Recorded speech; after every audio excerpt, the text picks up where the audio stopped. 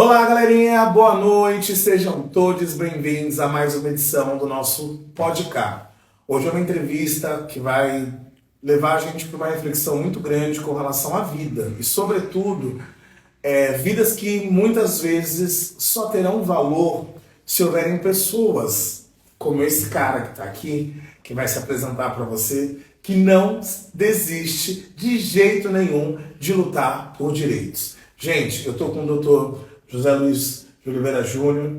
É um prazer poder estar aqui, é um prazer poder te rever. É uma entrevista muito sensível, mas é uma entrevista necessária, porque daqui a pouco eu trago todo o contexto disso. Ninguém melhor para apresentar pessoas interessantes a pessoas interessadas do que o nosso podcast. Então hoje vocês vão conhecer o Dr. José Luiz. Sejam muito bem-vindos. Obrigado, Carlos. É muito legal poder participar desse programa ao vivo e dessa iniciativa a partir do momento que a gente se conheceu num momento bem delicado. E um momento delicado que envolve a sua vida pessoal. Eu acredito que a gente vai ter oportunidade de falar sobre isso. Sim. Porque é algo que toca todos nós negros e principalmente as pessoas que não admitem injustiça. Acho que é um dos presságios, uma das essências da nossa convivência entre todos nós. É muito importante a gente não perder de vista quem nós somos, o que somos e por que estamos aqui. A gente não pode perder a chamada dignidade da pessoa humana. Eu sou o Dr. José Luiz, atuo em diversas áreas, especialmente em relação a direito penal e direitos humanos, em algumas outras também, mas isso é o meu amor, é a minha essência, e trabalhar contra a discriminação às vezes não é uma escolha, é uma missão que nós devemos cumprir porque a gente tem poder para atuar nessa área. E eu creio que é muito mais do que um celibato, digo para você. Que quem não tem predisposição é melhor não fazer. O que te inspirou, doutor? Para ser bem realista, uma das pessoas que me inspirou, por incrível que possa parecer, foi o seu irmão. Meu Deus! É verdade, porque antes eu atuava com uma certa, não é reticência, nós julgamos muito as pessoas, da natureza humana. Eu também não sou diferente. Acho que o primeiro juiz da causa somos todos nós, dentro do que acontece. Todavia, quando você percebe que a injustiça é em um grau absurdo, a gente começa a ter consciência de que não basta você emitir uma opinião e ser neutro. Essa conduta já é uma conduta que prejudica alguém. Você precisa ser ativo. E eu achava que, nossa, esse ativista, que porra, coisa chata, pra que isso? Não, é existência. Mas o seu irmão só desencadeou algo que surgiu especificamente, eu vou te dizer uma data, um dia antes da votação Lula e Bolsonaro para segundo turno. Aconteceu um evento comigo que todos vocês conhecem, todo brasileiro. Se você puxar da memória, lembra de uma deputada federal chamada Carla Zambelli, do PL? Sim. Ela estava na rua um dia antes da eleição. Estava armada. Isso, esse fato. E ela discutiu com um rapaz chamado Luan Araújo. Eu vou te dizer a história desse menino. Ele estava nessa discussão, ele também foi enfático na discussão e tal, só que ele estava desarmado e estava batendo boca. Sim. Contra um monte de gente, um monte de segurança que estava com a Carla Zambelli. Aí daqui a pouco ela sacou a arma, o Brasil inteiro filmou, ela uma correria por um lado. Correria e tal. Eu dei um soco na parede quando eu vi essa notícia à noite. Fiquei injuriado. Acordei minha esposa. O que está acontecendo? Falei um palavrão, fiquei pé da vida. Tá bom, daqui a pouco eu vejo o meu primo, que é presidente da ANAN, Associação Nacional da Advocacia Negra, na televisão junto com o Luan. E tava defendendo o doutor Estevão. Um forte abraço, doutor Estevão. E eu falei, ele tá certo. E a gente sempre teve uma ideia, a gente nunca foi muito próximo, mas óbvio que por ser família, a gente sempre soube o que ele estava fazendo, ele também era advogado, Só que eu ficava numa área, digamos que mais econômica, eu queria ganhar dinheiro, fazer a coisa acontecer. E o direito humano, se você parar pra pensar... É muito natural. Exato. Isso é natural. Adorei a palavra que você não escolheu a tua profissão só dentro do amor da sua profissão, mas já entendendo toda a desigualdade que você viveu, né? Não sei como foi a tua trajetória, mas vamos colocar na base aqui. Quando você vai construir uma graduação, eu lembro que no serviço social todo mundo gritava, eu quero ajudar a comunidade. E eu fui no que falei, eu quero ganhar dinheiro. Eu quero poder trabalhar, ter o meu nome respeitado e ganhar uma grana para ter dignidade. Adorei o que você disse. Eu também sempre tive esse pensamento. Só que eu sempre deixava em terceiro, quarto plano essa questão de ajudar o outro, de ser um pouco mais humanizado. O capitalismo selvagem me engolia, inclusive em conceitos, e ele pautava as minhas condutas. Quando eu vi aquilo, eu percebi, falei assim, olha, eu tenho um instrumento na mão chamado direito, eu sou um operador desse direito, eu tenho hoje uma estrutura que eu posso oferecer nesse aspecto, mas às vezes eu não sabia muito bem o que fazer. Aí, por incrível que pareça, quando isso aconteceu, eu já era advogado do Grupo Africanismo, a maior página preta da América Latina, quase 2 milhões de seguidores e tal. E eu já percebi que eles faziam uma espécie de marketing preto de elevar a autoestima, qualidade, aceitação, empoderamento. Gostava daquilo. Isso foi me tocando.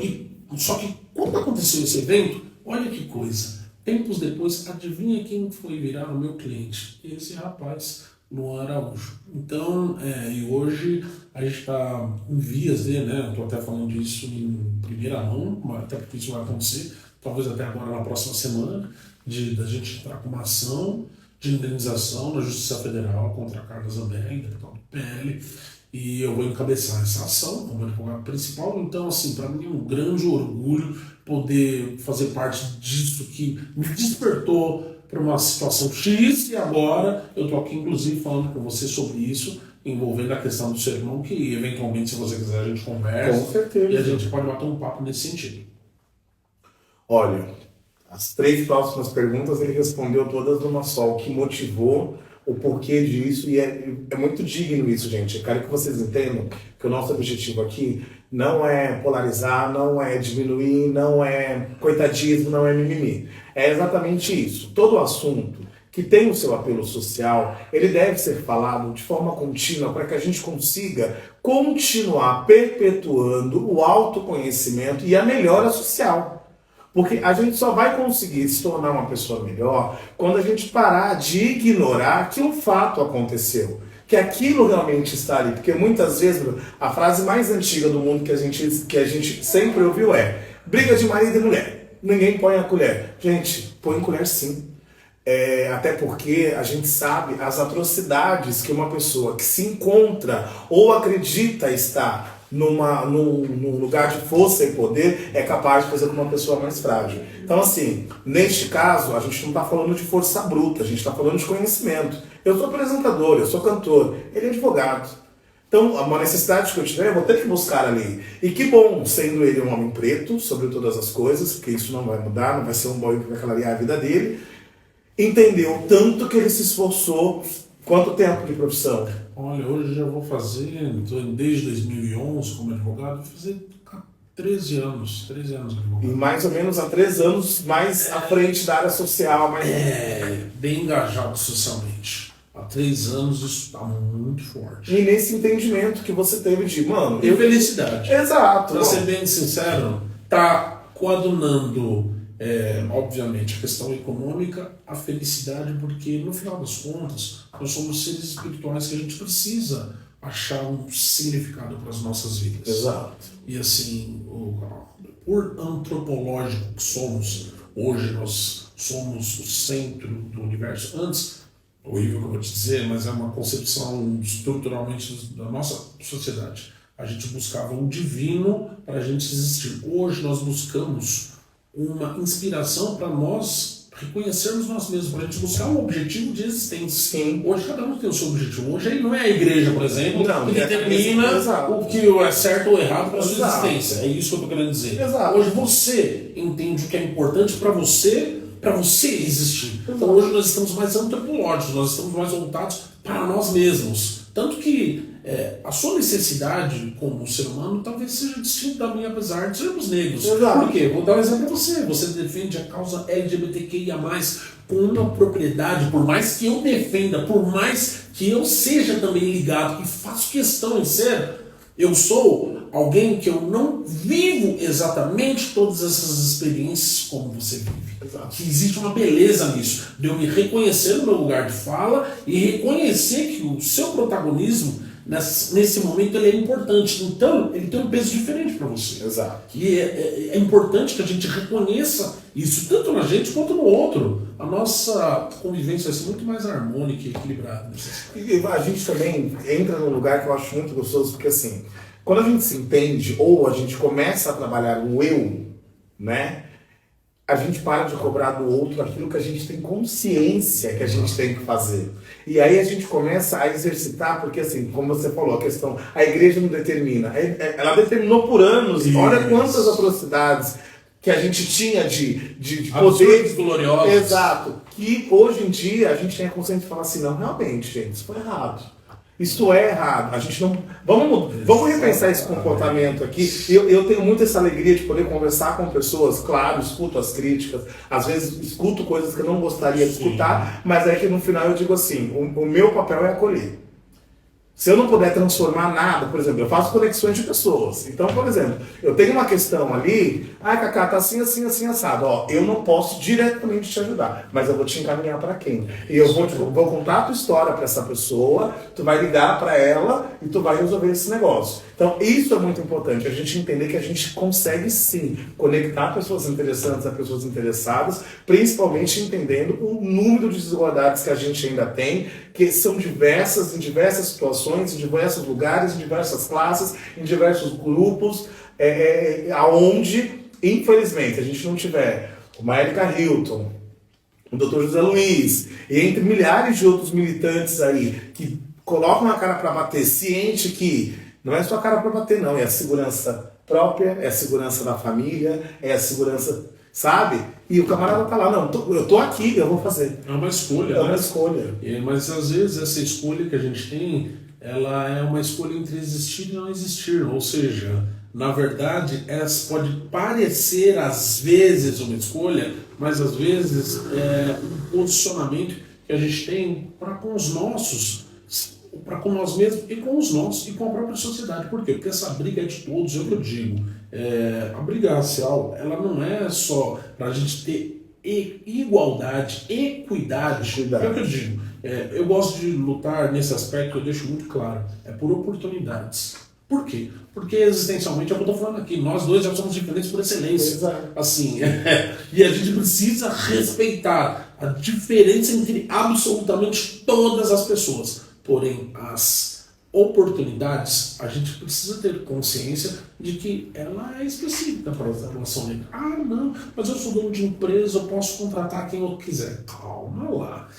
Pode até um determinado ponto. Por quê? Porque a nossa sociedade, constitucionalmente falando, ela é balizada em não discriminação entre as pessoas, dignidade da pessoa humana e vários outros atributos, requisitos e principalmente fundamentos que fazem com que a gente supere, por exemplo, um dos efeitos nocivos mais perniciosos da nossa existência, que foi a escravização de pessoas durante quase 400 anos num país de pouco mais de 500. Exato. Ou seja, é muita hipocrisia você dizer que não existe reflexo dessa condição que durou quase 4/5 do nosso país, da nossa história. Ai, não, mas somos todos iguais. Claro, documentalmente, legalmente, em tese somos. Mas a prática ela é muito específica. Homens e mulheres são iguais? Até que ponto? Até porque nós somos todos, como eu disse, diferentes dentro das nossas próprias realidades. Então, a gente tem que começar a gerar o desconforto pela consciência necessária. Dando um exemplo para ti. Não, cotas, eu tenho cotas, não sei o que lá, das cotas. Uma coisa eu posso garantir para todos vocês que estão assistindo.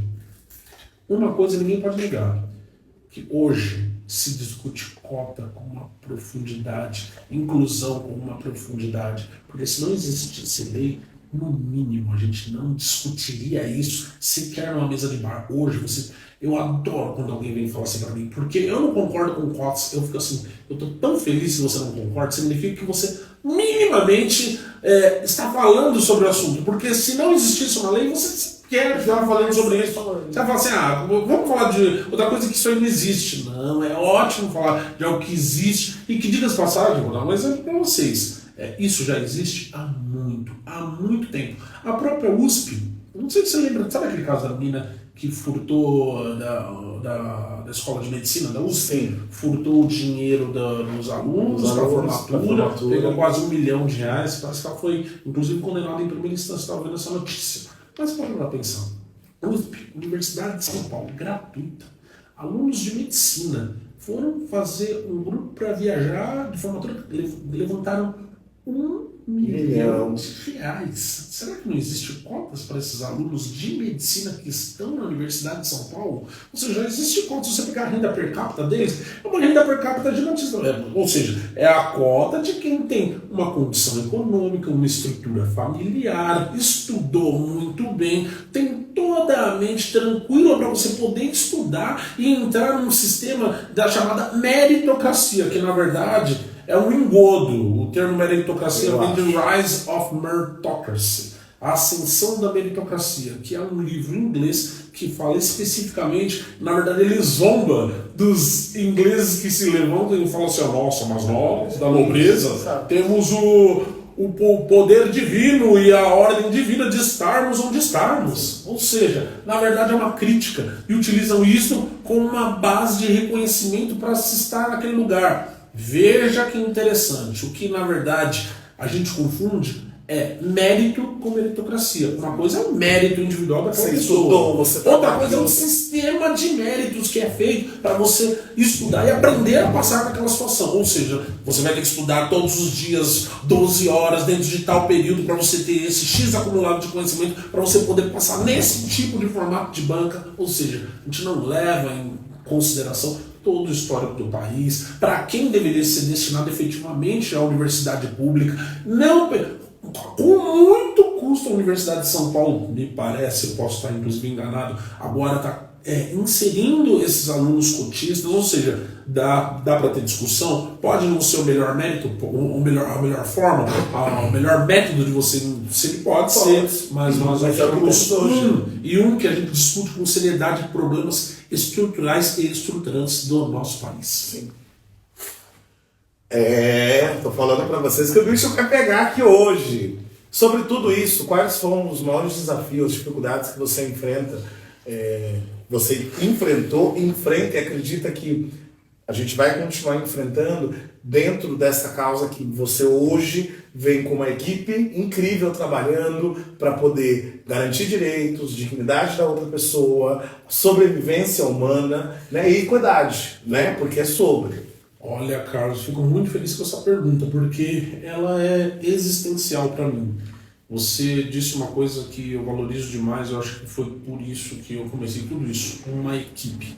Eu reparei que é totalmente impossível você crescer sobre determinados aspectos, principalmente quando você levanta uma bandeira de justiça, de verdade, uma bandeira de defesa, porque você vai apanhar, sabe? O que eu percebo, as pessoas estão prontas no conforto das suas residências a bater em você. Assim, existe uma proteção muito grande atrás dessa telinha. Então assim, eu gostei desse cara, a pessoa não teria nunca coragem de falar isso pra você. A pessoa te detona, expõe seus dados, vira hater.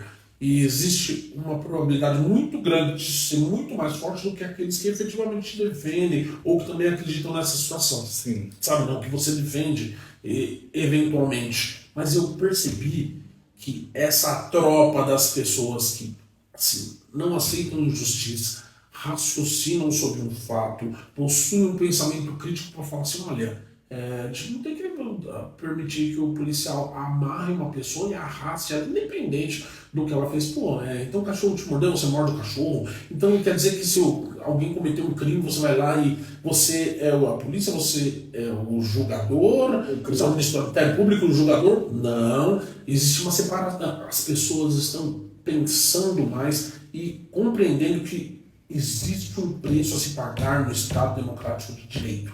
É isso. E a inspiração para tudo isso é o que eu falei para você. A gente perceber que a gente pode fazer, que existe uma margem para isso. Todos nós temos um tempo destinado para qualquer coisa. E assim, a gente nunca está tão ocupado que para não possa dar uma atenção para a gente tratar sobre isso, falar sobre um assunto.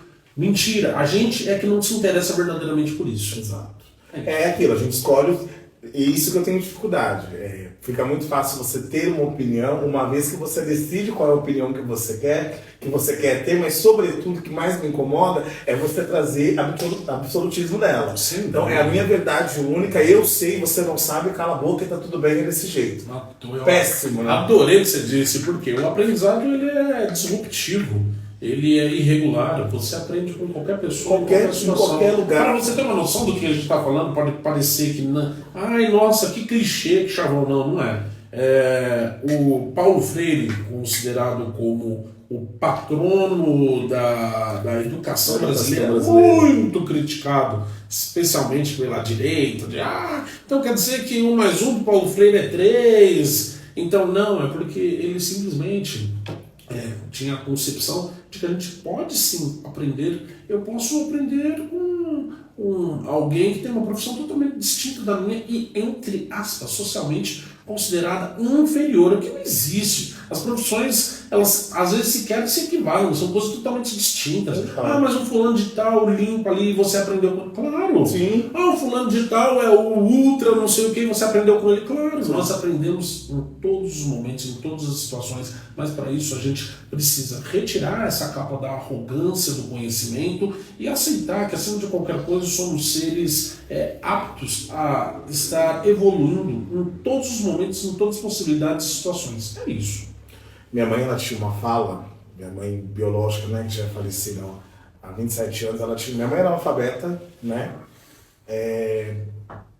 cresceu trabalhando em casa de família, se tornou cozinheira, só que ela tinha uma coisa que eu amava, eu acho que isso foi uma base muito grande, principalmente para mim, e não é mudando a questão do mérito, é deixando claro que assim, eu tive alguém que pegou, olhou 2 horas e me disse isso, mas o mérito existe, você vai ter tudo aquilo que você quiser, desde que você não se esqueça, primeiramente, que vai ser difícil, porque você é negro. Só para você ter uma ideia, minha tia-avó é a primeira mulher negra, Clarice de Lima, a primeira mulher negra a morar na Cardoso de Almeida. E isso em 1900 alguma coisa, um bairro extremamente elitista, rico e branco. Ela é uma mulher preta casada com um almirante russo, foi a primeira mulher preta a morar lá. E ela fazia o quê? Ela vendia quentinha, mas ela tinha uma qualidade de vida muito boa. Todo mundo amava porque ela era educada. A minha tia-avó era de uma inteligência. E aí ela tentou esse cuidado com a minha mãe, onde eu termino a fala aqui. Ao que a minha tia ensinou para minha mãe, ela ensinou também para mim, e minha mãe reviveu isso olhando para mim dizendo assim, olha, você vai ser a pessoa mais incrível do mundo, vai ter muita dificuldade, porque você é preto, tá? Então as pessoas não vão facilitar para você, só que você tem uma coisa que eu acho incrível, você sabe falar. Então, escute, que é muito importante, não leve como verdade absoluta absolutamente nada, e sobretudo, esteja aberto a bons debates. Não perca seu tempo com conversa, não. Vamos a bons debates. Adoro conversa de boteco, adoro piada ruim, mas assim, quando você... E assim, o que são boas conversas, gente? É quando a gente conversa.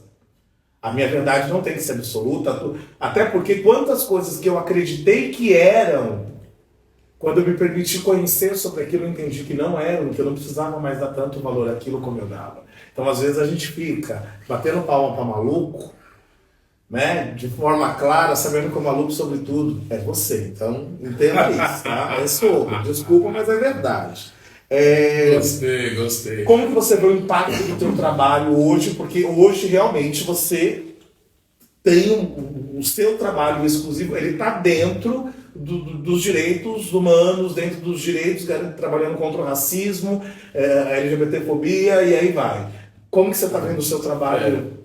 Com relação ao impacto desse trabalho, eu posso dizer que ele é muito grande mesmo. Ele está me levando para lugares onde eu acreditei que eu talvez não estivesse, mas o mais importante é que as pessoas, é o que eu acredito, né? Que a gente consiga alterar o status quo da sociedade em que você vive. A sociedade que a gente vive é um círculo. O meu círculo existencial, em um certo ponto, intersecciona com o seu, quando a gente vai conversar sobre um assunto que nos é pertinente. Mas em todo o resto ele pode ser totalmente distinto. Sim. Toda a sua cadeia de amigos, família, conhecidos, pode ser totalmente distinta ali. Pode ser gigante, sua minha pode ser gigantesca. E talvez a gente não se toque, mas a nossa obrigação é o que eu descobri nessa área, que é a gente transformar esse círculo e colocar a consciência nas pessoas. Porque eu descobri que a gente não consegue convencer ninguém de nada. Nada. A gente só consegue influenciá-los para que eles mesmos cheguem nas conclusões naquilo que você eventualmente queira que ele se autocritique, que ele tenha uma reflexão. Faça uma autoanálise. Consegue compreender? Eu acho que isso é a maior contribuição. Porque eu consigo fazer isso na minha família, eu consigo fazer isso no meu círculo de amizades, eu consigo fazer isso numa conversa informal, num bar, com uma pessoa que possui, entre aspas, porque eu descobri uma coisa também, né? Isso também só consegue com um tipo de pessoa, com aquela que está disposta a ter esse tipo de reflexão e às vezes te considera assim, mesmo de forma ocasional, mas ele respeita a sua posição e consegue conversar com você. Porque os absolutos, aqueles que, vou dar um exemplo para vocês, os racistas convictos, é o que eu digo. Na minha opinião, tem dois tipos, que é o ignorante e o convicto. O ignorante é importante a gente conversar, porque você é ignorante, sabe? Como é que eu vou exigir de um senhor de X idade que viveu uma determinada realidade? Ele é ignorante, e não significa que ele não possa, inclusive, alterar a posição dele, não significa que ele não possa falar assim, nossa, eu pensava assim, mas hoje eu não penso, pô, verdade e tal. Ele está disposto a conversar. Agora, o que é convicto, porra, fogo neles, cara. Esses aí eu quero que se foda com toda a educação. Porque eles realmente estudaram pra fazer esses isso. aí são convictos, os caras. Então, assim, é o que eu digo. Eu entro em proposições polêmicas, eu falo para os meus amigos assim, olha, eu não tenho posições, eu vou evitar discussões políticas aqui, mas eu não tenho posição contra o presidente A ou contra o presidente B. O que eu tenho, e fico muito atento, são os asseclas loucos que correm atrás deles, que são convictos nessas ideias malucas e destrutivas. E esses caras, eu sou reticente. Então, assim, é mais ou menos nessa linha, sabe? A gente tem que saber separar um pouco essas situações e compreender onde nós estamos e o que somos e principalmente os conceitos. Por quê? Porque a gente vai ser interpelado nesses quesitos e você, digamos que vai ser exposto se você é ou não é bom naquilo que você faz. Se você é uma mentira ambulante ou não.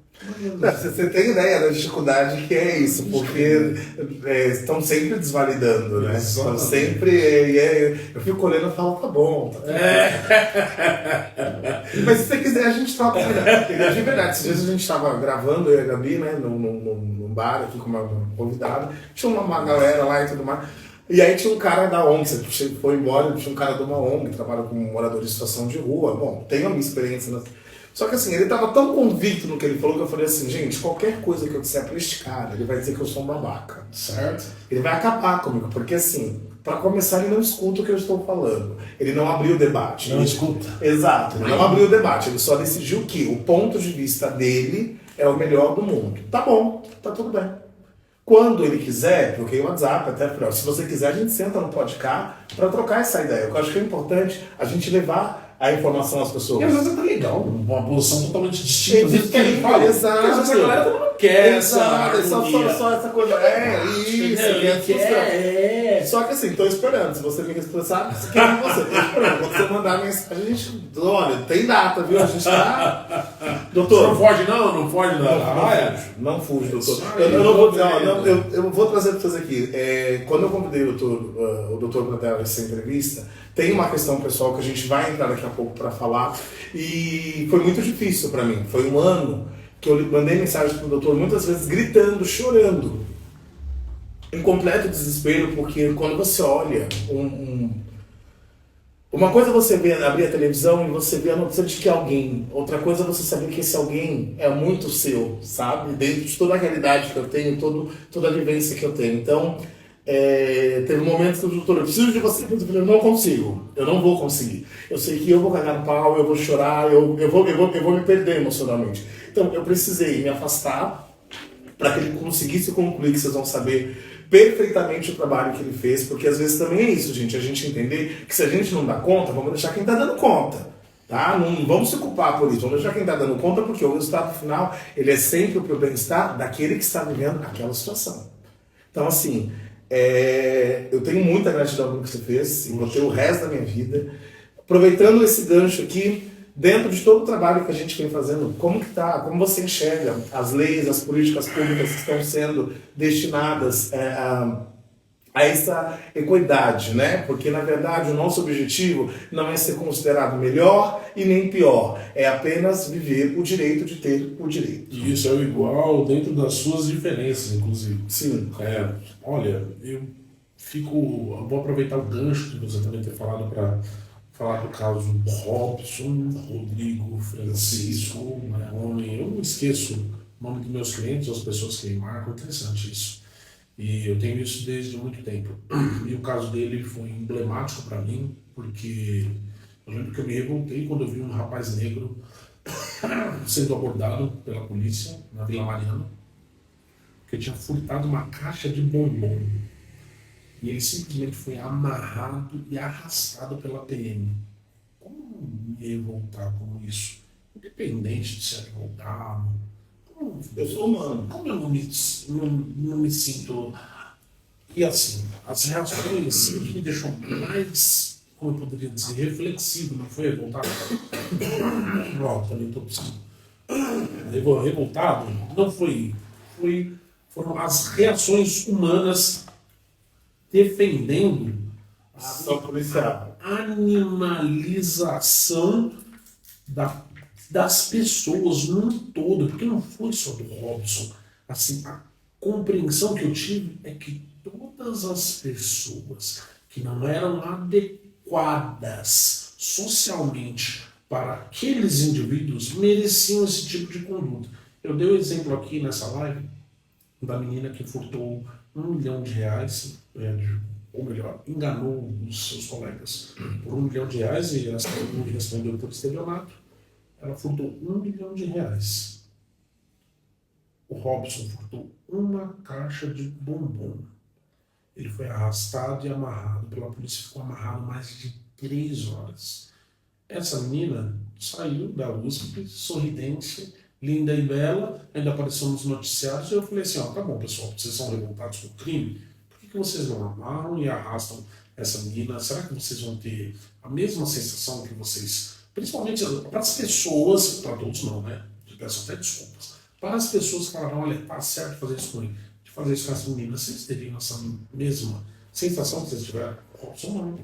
Um Robson tem racismo, que é um menino preto, a parofobia, porque ele é pobre e estava em situação de rua, toda a discriminação para um usuário eventualmente de droga, porque ele está numa condição que ele caiu numa situação péssima, e você pode dizer isso melhor do que qualquer pessoa, porque rapidamente, assim, até deixo isso para você, porque, sabe, o Robson foi uma pessoa. Sim. Bom, antes da gente entrar nesse assunto tão delicado, vamos falar de quem adoça as nossas lives. Delícia do Pará, gente, é sobre. E é óbvio que o nosso convidado vai ganhar Delícias do Pará. Então, antes da gente ir para esse assunto um pouco mais delicado, tá aqui seu presentinho. É uma barra de cupuaçu. Meu Deus! Delícias do Pará, mais uma vez junto Muito com a gente, obrigado, adoçando cara, nossas lives, obrigado. dando sempre um carinho para os nossos convidados. Meu primeiro presente a gente nunca esquece. Tô feliz de verdade, hein? Adoro. Surpresa top. Adorei. Não tem como não deixar de dar esse carinho. Mais uma vez, Delícias do Pará, muito obrigado. Você que está aí, não esquece, deliciasdopará.sp. Só mandar uma mensaginha pro Renan, tá cheio de novidades, muita coisa gostosa. Você que gosta de chocolate, a Gabriela tá acabando com a minha vida, porque ela não vê a hora de pegar o brigadeiro de castanhas, porque realmente é a coisa mais incrível do mundo. Eu sou alérgico a tudo isso, mas eu não posso negar. É gostoso sim, porque todo mundo que recebe come, eu vou embora triste porque eu não posso comer. Mas tá ótimo. Gente, não esquece, deliciasdopará.sp tá à disposição para poder cesta de café da manhã, Dia dos Namorados, a gente teve agora, mas vamos presentear de novo dia do aniversário, né? Mães, gente, só participar com a gente. Vem aí o Dia dos Pais, hein?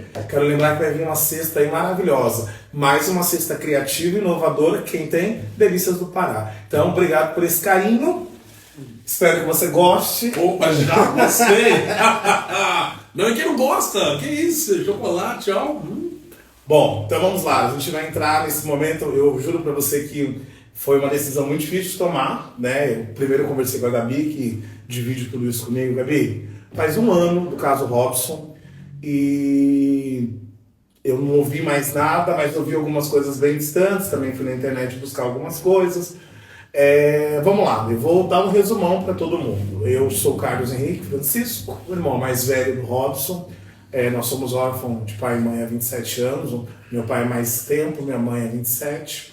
Nós crescemos em um orfanato. Então nós tivemos todas as diversidades que pode-se ter dentro de uma realidade dessa. Ambos, todos tivemos as nossas oportunidades, só que a gente está falando de indivíduo. A gente não está falando de oportunidades. Eu sou de um jeito, o doutor é de outro, você é de outro. Então, assim, o Robson, ele trouxe as deficiências dele desde muito cedo, porque tem os seus traumas que ninguém nunca vai entender. Né? Eu costumo dizer, por exemplo, o Robson foi a pessoa que acordou com uma mãe morta ao lado. E aí? Eu sei o efeito que isso causou nele. Eu passei anos para entender isso, porque eu não entendia. Eu tinha esse pensamento prático, social de que, porra, se eu tenho isso, por que ele não pode ter? Por que ele não tem o mesmo? Não, ele tem. A diferença é que ele também tem traumas que você não tem e vice-versa. Bom, pra vocês entenderem, o Robson passa a pandemia com a gente, o Robson convive, volta depois de 10 anos de situação de rua, ele volta para nossa casa, eu e meu irmão gêmeo Luiz Henrique. Todo o suporte que é possível se dar mediante a situação de drogadição e tudo mais foi dado, é dado. O X você não manda e você não controla. Então, o Robson entendeu que, num dado momento, ele não estava mais apto ao convívio familiar, porque ele estava vivendo as suas crises e não conseguia entender de que forma aceitar esse cuidado. E aí, até aí, sei lá, não dá para você questionar, porque eu estou falando de um indivíduo. Bom, sempre tive contato, sempre soube onde estavam meus irmãos, sempre tive essa consciência e aprendi, tive que tomar a decisão mais difícil da minha vida, que é respeitar a opinião, o desejo, o feito do que eles quiserem. Que é estou falando sobre um indivíduo. Estive ativo, estive presente, estive próximo, mas fui surpreendido há um ano atrás com a notícia de que um pedestal para ele, por gentileza. Com a notícia de que um rapaz negro tinha sido preso e foi amordaçado. E aquilo eu não entendi muito bem, demorou um tempinho para que eu... Aí do seu ladinho, Gabi, do seu ladinho, junto com o seu. Eu não entendia muito bem o que estava acontecendo. Eu não assisto televisão aberta, eu tenho as minhas questões emocionais, então eu tomo alguns cuidados para que eu possa me manter bem. Só que eu recebo essa notícia e vou me inteirar de toda ela e logo em seguida eu entro nas redes sociais e peço ajuda, entro no Google, começo a correr atrás de entender tudo isso e demorei para assimilar. Foi um domingo para segunda muito difícil. Na segunda eu já recebo a resposta de uma seguidora maravilhosa que já passou o contato do doutor para mim. Eu estive aqui logo em seguida e tivemos essa primeira conversa, onde o nosso trabalho, gente, então trazendo aqui o que o doutor falou, né? O Robson, ele foi preso, estou corrigindo aqui, 2 caixas de bombom, mas também consta mais alguma coisa lá que não tinha, não sei. Mas na verdade foram as 2 caixas. As 2 caixas de bombom. Logo em seguida... 2 caixas de bombom. Tecnicamente, falou na imprensa 2, né? Na imprensa sai 2. É uma só. Porque no vídeo que aparece mesmo é uma única e nada mais. O Robson, quando ele é abordado, quando isso acontece, ocorre aqui trazendo uma situação. E aqui trazendo uma situação que está acontecendo muito nessa rede de supermercados, e tá um absurdo isso, né? No mesmo momento que o Robson estava dentro do mercado frutando, havia mais 2 outras pessoas que não se conheciam. Eram só pessoas que tinham uma coisa em comum, situação de rua. Né? E o Robson furtou, foi para um lado, o outro rapaz furtou, foi para outro, e um outro rapaz menor de idade foi para outro. O que acontece no final das contas? Primeiro, o Robson ele é agredido, Né? Não, ele é abordado e junto dessa abordagem existem pessoas diferentes ali que ele deixa bem claro. Essas pessoas não estavam comigo. Essas pessoas não têm absolutamente nada a ver. E ele bate o pé nessa tecla insistentemente. Passando por isso, começa um pequeno confronto entre ele e um policial, mas onde no meio uma policial consegue ter o diálogo, as respostas que são buscadas dele, só que infelizmente esse confronto entre ele e o policial tomou uma proporção diferente, onde se inicia um momento de grandes agressões a ele. E logo em seguida meu irmão vai para o hospital e lá ele tem essa... É um vídeo que realmente viraliza mostrando quanto o ser humano, ou ele se sente impune a isso, ou ele se sente Deus, por não sei quem ele se sente, mas é triste. Onde meu irmão é amarrado. E nesse momento uma alma viva que até hoje não tive a oportunidade de agradecer essa pessoa, mas depois quero trocar o contato com o doutor, e se essa pessoa também autorizar, quero poder conhecê-lo. Eu também gostaria, mas ele não deixou. Ele não deixou, né? Mas assim, fica aqui. Na verdade, os dados deles são em sigilos, são né? protegidos. Bom, mas se você quiser, você tem como me achar nas redes sociais, me manda uma mensagem, vai ser um prazer poder te agradecer por ter mantido a dignidade de um homem negro num momento de tamanha vulnerabilidade, de tamanha crueldade, de tamanha falta de qualquer instinto humano que possa se ter. Meu irmão sai dali, vai para a delegacia, é preso, é acusado pelo roubo, é acusado de aliciação de menor. Destruíram a imagem do menino Robson. E aí quando eu venho aqui, que a gente senta e o doutor, a gente troca várias ideias, vai buscar estratégia, dá algumas respostas que precisavam ser dadas naquele momento, até porque ele tem família. E logo em seguida a gente entende que a gente precisa fazer o que é o mais natural e o mais importante de tudo, lembrar quem é o Robson. Então, gente, o Robson é um rapaz que hoje está com 34 anos, em situação de rua, hoje, né, está preso, respondendo pelo que fez, né, ele vai cumprir sim a meta daquilo que ele cometeu dentro do seu erro. Ele ressignificou isso, o doutor vem conversando com ele, tem esse contato, é onde eu também consigo manter.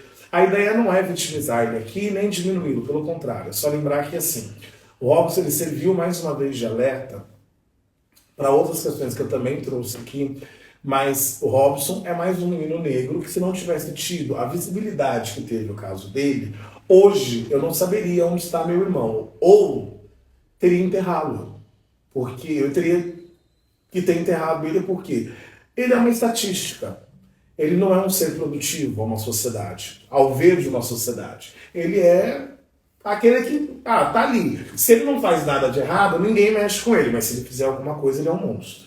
Então, assim, ainda bem que tivemos o vídeo, sobretudo a gente trabalhou dentro do que foi possível, como eu falei, eu tenho as minhas questões emocionais e isso mexeu muito comigo, porque quando eu falo do meu irmão, eu falo da vida do meu irmão. Eu falo de todo Robson, não falo só do Robson Rodrigo, eu falo do Robson Rodrigo, irmão do Carlos, irmão do Luiz. A gente tem outros irmãos que passaram por essa situação da drogadição, né? Eu tenho o meu irmão mais velho dos homens, que é falecido há 7 anos, morreu atropelado na Dutra, em situação de drogadição. Eu tenho a Graziela, que é um gênio.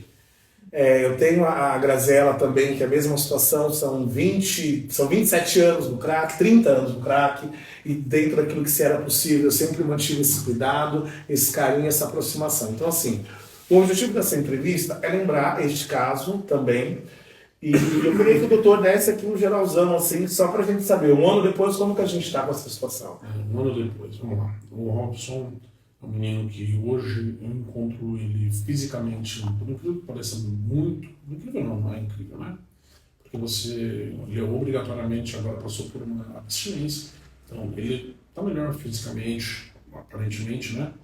Creio que psicologicamente a gente conversou, ele tem plena consciência do que aconteceu, mas ele sabe que o que ele sofreu foi uma injustiça mesmo no ápice de, eventualmente, da ligação de como ele pudesse estar drogado para ser amarrado e arrastado pelo vento. Porque, com toda educação, e eu respeito todas as opiniões em contrário, no vídeo é totalmente perceptível que ele conversa com as pessoas. Assim. Então, assim, ele não estava no mundo de Nárnia. Ele estava muito lúcido, ele conversava com as pessoas. E ele tinha plena consciência do que tinha acontecido e de quão isso era contra a dignidade de qualquer pessoa. Sim. Então, assim, a revolta dele foi por ter sido animalizado naquela situação. E ele, com toda a educação, estava correto. Só para vocês lembrarem, gente, se for possível ver a imagem, a pior imagem é essa. Acho que de todas que a gente tem... É a mais marcante. É a mais marcante. Que é onde eu descubro, porque assim, no primeiro momento que o Robson é preso, assim, só para realmente deixar claro, o tempo que meu irmão passou comigo, né, esse tempo da pandemia, a gente conversou sobre tudo. Tudo. E o Robson sempre falou uma coisa para mim, meu irmão, se eu tiver errado, se eu fizer qualquer coisa na vida, porque eu sempre falei isso para eles, eu falei, olha, eu entendo a situação de vocês, ou tenho uma ideia do que seja, até pelo meu trabalho social, eu sou da área social, então eu sempre trabalhei com pessoas em situação de drogadição e vulnerabilidade. E eu sempre falei para eles assim, eu falava, ó, toda vez que você imaginar que você pode tocar numa pessoa, você tem que lembrar que essa pessoa que você pode tocar seja eu. Você gostaria de fazer mal para mim? Ele não, então não faça mal a ninguém. Qualquer coisa que você quiser, peça. Nunca tome nada de ninguém.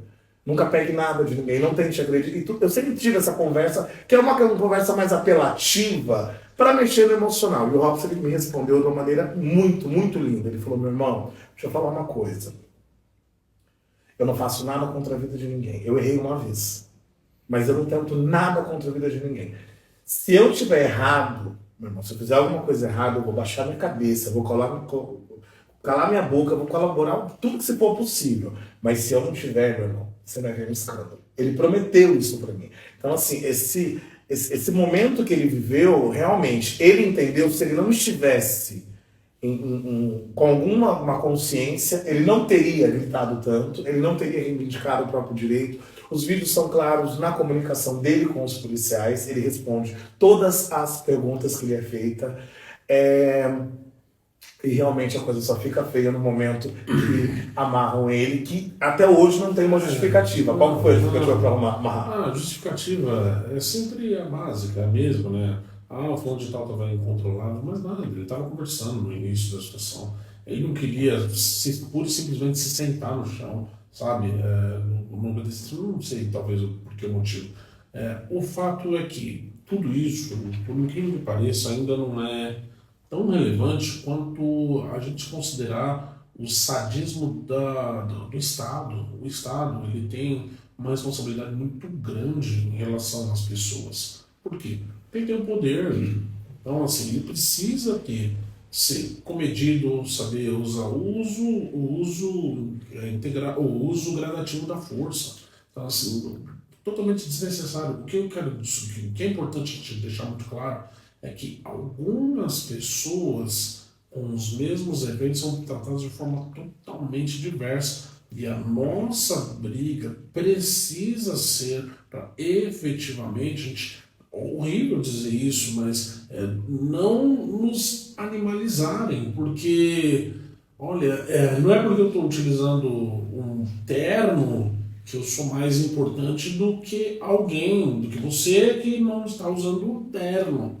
Então, assim, a gente fica categorizando as pessoas em graus de importância de você defender. Não, então, fulano de tal é assim, ele pode ser morto. Não, fulano de tal tá numa BMW, vai matar o cara que tá numa BMW. Nossa. Ele produz. Você falou uma palavra que eu levo muito em consideração. A gente tem o direito humano vem nesse aspecto. Então quer dizer que se o seu avô, que trabalhou a vida inteira, hoje não trabalha mais, ele é um imprestável? Mas ele trabalhou a vida inteira. E se ele não tivesse trabalhado a vida inteira? Exato. Não significa que ele também é imprestável? O que a gente precisa discutir, na verdade, aqui são alguns fundamentos do capitalismo, por incrível que possa parecer, para a gente se tornar um pouco mais social. Por quê? Porque a gente não pode ser só resumido a dinheiro. Então quer dizer que eu produzo, eu gero emprego, eu sou mais importante. Eu também, o que não produz absolutamente nada, ele não é um refúgio da sociedade. Sim. Ele é uma pessoa que convive com você, que fala com você, que tem contato com outras pessoas. que vive a realidade dele, que interage com todos nós. A gente vai perdendo parte da nossa humanidade quando a gente considera o ser improdutivo. Tá tudo ligado a isso. Exato. O capitalismo, ele não nos coloca nesse lugar, porque assim, se você produz para uma sociedade, você é útil para ela. Isso. Se você não produz, o que a sociedade quer, porque também tem isso, não é só o que você produz, é o que ela também decide o que é produção válida e o que é produção não válida, como a gente colocou aqui, por exemplo. Cultura.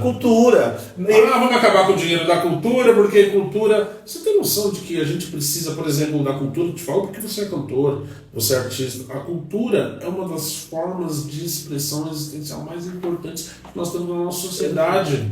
Uma das coisas que os países imperialistas que dominam o planeta mais vendem, na verdade, é a cultura. A gente age como agimos, queremos o telefone porque queremos a roupa porque queremos, porque nos é vendida essa cultura. Isso é muito profundo, mas a gente vai dizer que isso é de só menos importância, né? Enfim, complicado isso. Você sabe que no tempo da faculdade, né, eu estava sendo pedagogo de serviço social, e aí eu nunca esqueço desse momento. Eu tinha uma professora que dava aula de introdução ao serviço social. Uma mulher branca, loira, com uma pele linda, porque tem vitiligo e eu acho lindo demais. Mas assim, aquela mulher entrava na sala com o melhor perfume, as bolsas todas eram de grife, todas. Calma que eu vou, você vai ficar chocado. Aquilo me levou, eu sendo um menino pobre, tá? Morador da periferia, que conseguiu o direito de fazer uma faculdade com muita luta, obrigado por essa cota, esse direito de prestar um Enem, um direito de prestar uma prova na faculdade e conseguir desconto para ter uma profissão. E aí eu lembro que aquilo começou a me adoecer emocionalmente até o dia que eu chamei ela e falei, professora, vem aqui. Ela, o que foi? Eu falei, professora, eu não dou conta. Eu moro em tal lugar que minha realidade é essa. Eu venho de tal realidade e hoje eu tô morando nesse bairro assim, que é no bairro Nova em São Paulo. E eu não tô conseguindo entender essa minha realidade porque, assim, isso é o quê? É meritocracia? Nem se falava equidade. Imagina, gente, tem 15 anos essa conversa. Ela olhou para mim e falou assim, você tá me vendo aqui, linda e maravilhosa, né? A minha briga diária. Isso daqui eu comprei porque eu gosto disso daqui. Mas o meu trabalho, ele é humano. O que faz de mim quem eu sou não é o que eu estou carregando, é quem eu sou. Então é importante que eu venha aqui, não para vocês ficarem vislumbrados por eu falar bem e ter uma Louis Vuitton, não. É porque eu chego aqui, eu abro a boca para falar, para conhecimento, e vocês aprendem. A gente tem uma troca positiva. Então, eu trato vocês de igual para igual. Não é porque eu sou mestrado, doutorado, não. Vocês estão graduando. E se eu escolhi graduar, dar aula para graduar, é que eu escolhi realmente juntar essa massa, formar pessoas humanas, porque aonde você vai chegar com a sua formação é um problema seu. Só que nesse momento é importante eu acolher e ensinar. Aquilo me mostrou o tamanho da importância e tira de mim essa coisa, Você é produzir, certo. Eu como negro, tinha que produzir o que para a sociedade naquele momento? Então, eu trabalhava muito em função disso. Porque nos colocam numa posição. Sim. Mas, assim, você falou uma coisa muito interessante que foi anteriormente com relação à sua família, especialmente a sua mãe. Você vê, as nossas histórias batem muito. Minha mãe foi uma pessoa empregada doméstica, diarista. Meu pai foi um pintor cartazista. Assim, a gente teve muita dificuldade quando criança. E assim, como eu poderia dizer, existe uma quebra de paradigma, assim, agora. A gente está galgando novas possibilidades agora. Eu sou um bisneto de escravizados. Eu tenho a carta de alforria da minha bisavó. Então, assim, um documento histórico que meu avô guardava 7 chaves, meu pai também, foi passado para mim. E aí eu começo a observar e vejo que, no final das contas, um sistema...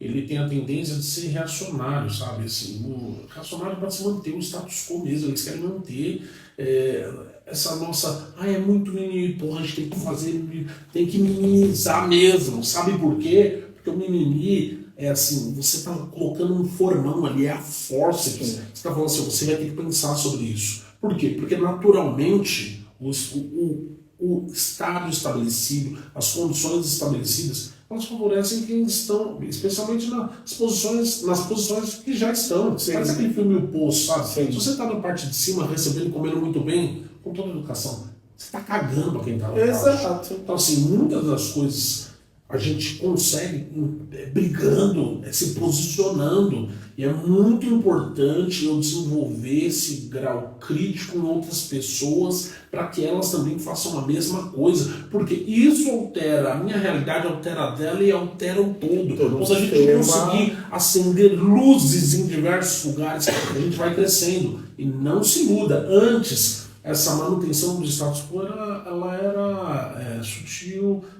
ninguém falava, né? Era aquela coisa velada. Hoje ela está exposta. Hoje tem leis, olha só o absurdo, legislação aqui em São Paulo para você dar multa para quem doa comida, mesmo sendo pessoa física, R$18 mil, 17, absurdo! Não, e num país, numa cidade, sobre outras coisas, porque assim, gente, vamos lembrar um contexto rápido, um estudo muito simples, que você entra no Google você vai achar aí, tá? A pandemia, ela trouxe muita gente de fora, de outros lugares para São Paulo. Porque as pessoas sabiam que se elas ficassem naquelas cidades, elas iam passar fome. E sabiam que aqui a política pública, de alguma forma, iria funcionar. Então, assim, antes de eu decidir que eu vou cobrar de uma pessoa física uma multa de 17 a 18 mil reais, cadê a minha triagem social com esse público?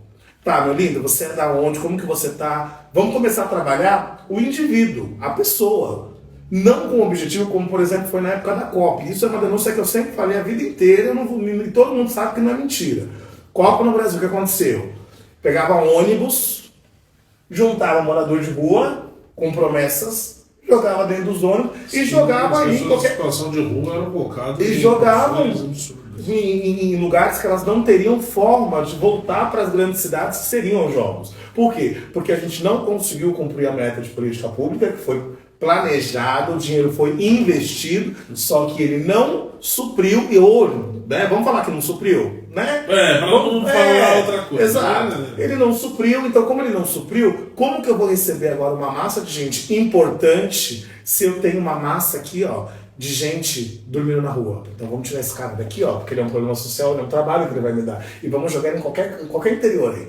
Então a gente sabe que isso aconteceu, além de milhares de outras coisas. Mas assim, respondendo essa pergunta que eu me fiz e que naturalmente ela vem aqui, Carlos, por que em momento nenhum você se manifestou? Por que em momento nenhum você foi à imprensa? Porque, primeiro o seguinte, gente, eu tinha feito a coisa mais importante do mundo.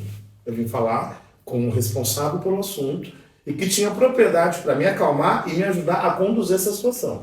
Ainda bem que você fez isso, né? Sim, exato, porque teve gente que falou, ele tá caçando mídia, ele não tá nem aí. Amor, coloca uma coisa na sua cabeça. Não é fácil você olhar para uma pessoa que você ama, que você criou, o seu irmão mais velho, tá? Apesar da pouca diferença de idade entre eu e o Robson, que são de 3 anos, ele perde uma mãe aos 6 anos. E ele cresceu comigo. Fui eu que eu vivia aquele menino, eu que acordava de madrugada com crises dele chorando, né? O que eu pude fazer e o que eu posso fazer, eu faço. Mas você abriu mão? Não abri mão. Sempre quando possível mantivemos contato, dentro daquilo que eu também estivesse dentro, porque não adianta você querer abraçar o mundo se você vai cair no abismo seguinte. Não vai adiantar nada. São 2 doentes que o doutor cuidar. Eu numa clínica e meu irmão numa cadeia. E aí? Não preciso disso, eu preciso ser racional com relação a isso.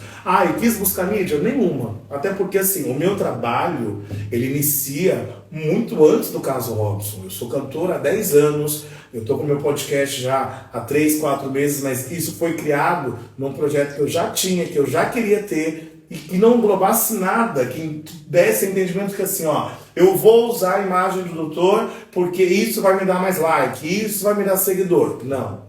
Quem conhece os meus canais está vendo que assim, eu tô com 1000 aqui, 200 ali, e eu tô ganhando organicamente com o meu trabalho. Então, o nosso estar aqui hoje é sobre a gente entender direitos, é falar sim, já que o meu irmão faz parte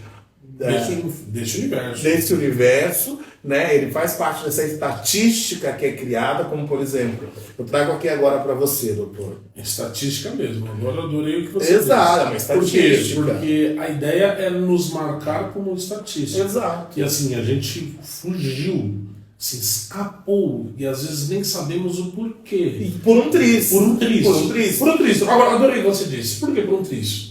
O menino gravou. Cara, não só isso. Ele escapou da morte. Da morte. Na minha opinião, vou ser muito sincero, do jeito que foi a agressão e da forma como aconteceu. Se não tem ninguém gravando, os caras levavam pro matagal lá, sentavam no prego e já era. Acabou. Entendeu? Acabou. Ninguém ia saber onde tá. A gente não tá muita acusando, gente. mas a gente tá dizendo Desculpa. que isso é uma Ah, possibilidade. eu não vou dizer que isso é normal, mas é comum pra caramba. Exato. Vamos parar de hipocrisia. Até porque Vamos vamos parar achar o de corpo. hipocrisia. Achou o corpo. Vamos Se eu não parar dei de como hipocrisia. desaparecido, gente, se eu não vou a uma delegacia dar o meu irmão como desaparecido, porque eu falo pra vocês, eu sempre soube onde eles estavam. Por quê?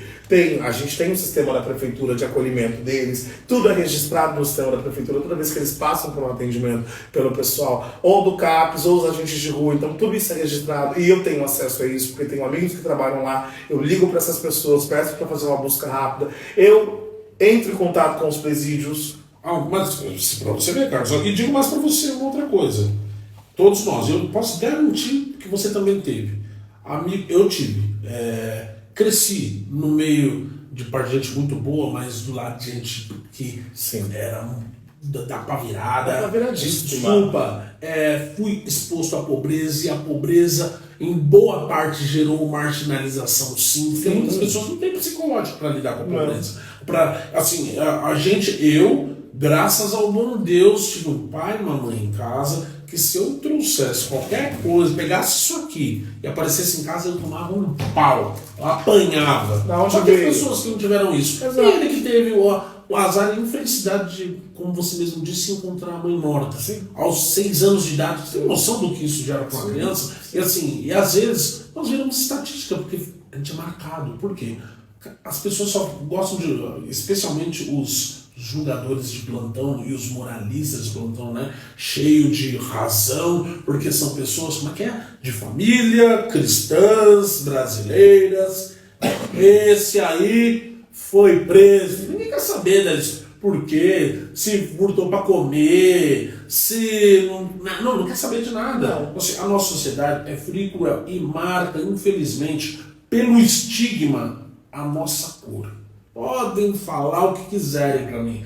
Ah, não, mas todo mundo é igual, mas você é diferente. Não, eu só escapei por um... Assim, nem sei pelo quê. E aí, não é isso que eu tô te falando. Por que você é Só diferente? Eu lembro... Não sou nada diferente. Eu adoro falar isso. Você falou uma coisa que eu acredito. Não somos nada diferentes. Você entendeu? Eu lembro que na faculdade a gente fez um projeto e a gente teve que andar as salas da faculdade. Então, o que eu escolhi como as salas para debate? Eu escolhi a galera da medicina, do direito, da engenharia. Por quê? Se você colocar numa base da sociedade, são as 3 profissões, onde quando você fala, entendeu? Quando você fala, quando eu cheguei lá, a primeira pergunta que eu tinha é o seguinte: seu objetivo após formação é 95% daqueles alunos estavam se formando, já aproveitando o gancho do estudo, fazendo especificações, inglês, porque a ideia, amor, não era ficar aqui, era ir embora. Sim, era vender a mão de obra. Toda a produção da gringa. Aí eu falei, não, deixa eu te falar uma coisa. Esse é seu país.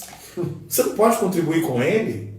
Então, assim, eu entendo que o meu trabalho hoje, ele tem sim essa obrigação social. Relevância social. Exato. Gente, eu estudei, tá bom, vou me calar sobre o assunto. Não vou.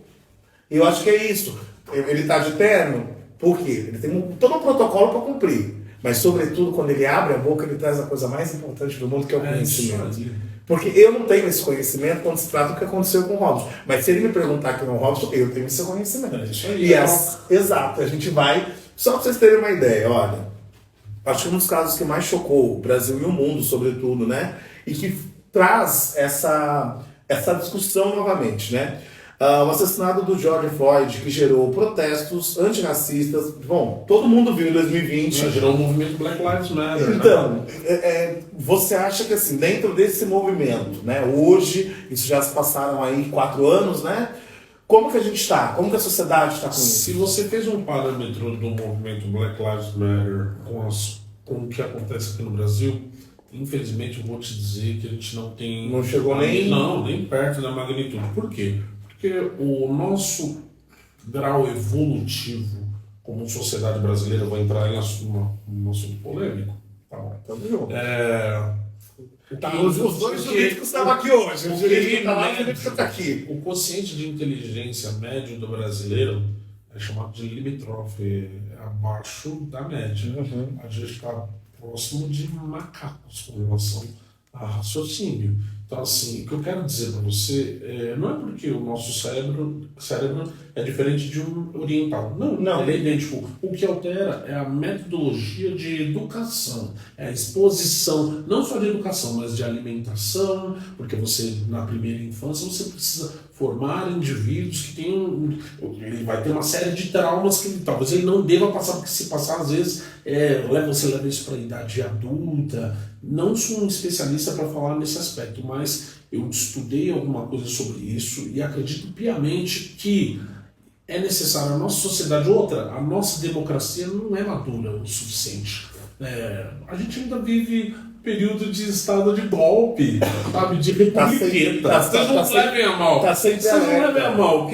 Com toda a educação, eu respeito o povo boliviano, acho muito interessante. Mas a América do Sul está discutindo intervenção militar. Com toda a educação, nossa polícia é militar. Já é uma excrescência. Nossa polícia tinha que ser polícia, só, nada mais. Assim, a gente leva isso desde a época da ditadura. Sabe, a gente não conseguiu evoluir alguns graus em momentos dos próprios direitos humanos. Então essa consciência, ela ainda é muito jovem aqui nesse país. Então, assim, as pessoas às vezes não compreendem, porque essa briga é para elas mesmas. Para elas não serem aviltadas pelo próprio Estado. O Estado não pode ter esse poder sobre os indivíduos. E ao mesmo tempo a gente precisa respeitar o Estado. E eu, assim, digo mais, eu respeito muito as polícias, acho que elas são extremamente importantes existencialmente, mas elas não podem ser abusivas, elas não podem ser racistas, elas não podem ser arbitrárias. É simples assim. O poder de fiscalização delas tem que ser mantido, eu concordo plenamente,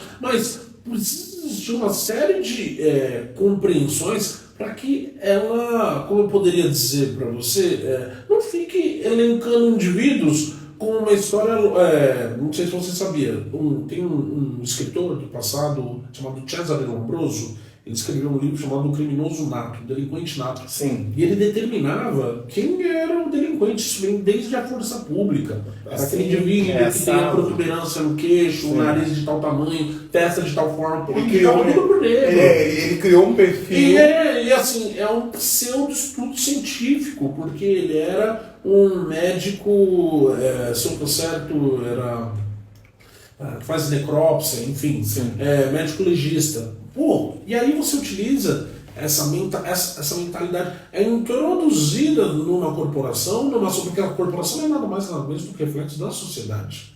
Ela não pensa só por si, mas ela é um reflexo, inclusive, de nós mesmos. Então, assim, toda a sociedade tem que evoluir para a gente efetivamente falar que existe como se fosse um movimento Black Lives Matter. A gente admite um Borba Gato ainda de pé lá na Avenida Santo Amaro, que significa tudo de ruim, que essas pessoas que, por mais que eles tiveram coragem, isso ninguém tem o que negar, de subir aqui, abrir as estradas bacanas, mas isso não exclui as barbaridades que foram feitas. Então, assim, quando as pessoas falam assim pra mim, assim, então você é contra o cara falar que ele tem, porque já teve essa conversa, que ele tem orgulho do antepassado dele ser um colonizador. Teve até um vídeo nesse aspecto. Falou assim, a conversa está num padrão totalmente equivocado. A questão não é ter orgulho disso. O que foi feito, foi feito. Reconhecer. Ok, ele reconheceu, fez isso com coragem, ok, mas você também não pode deixar de reconhecer, quando você fala isso, as atrocidades para que sim foram feitas essas sobretudo perpetuar elas. Porque se você, enquanto membro dessa família... Perpetuar é mais importante. Exato. O que você falou sobre perpetuar, olha, eu levo com uma importância tal, que é a mesma coisa que nos culpam por falar assim, mas o negro é que escravizou o negro.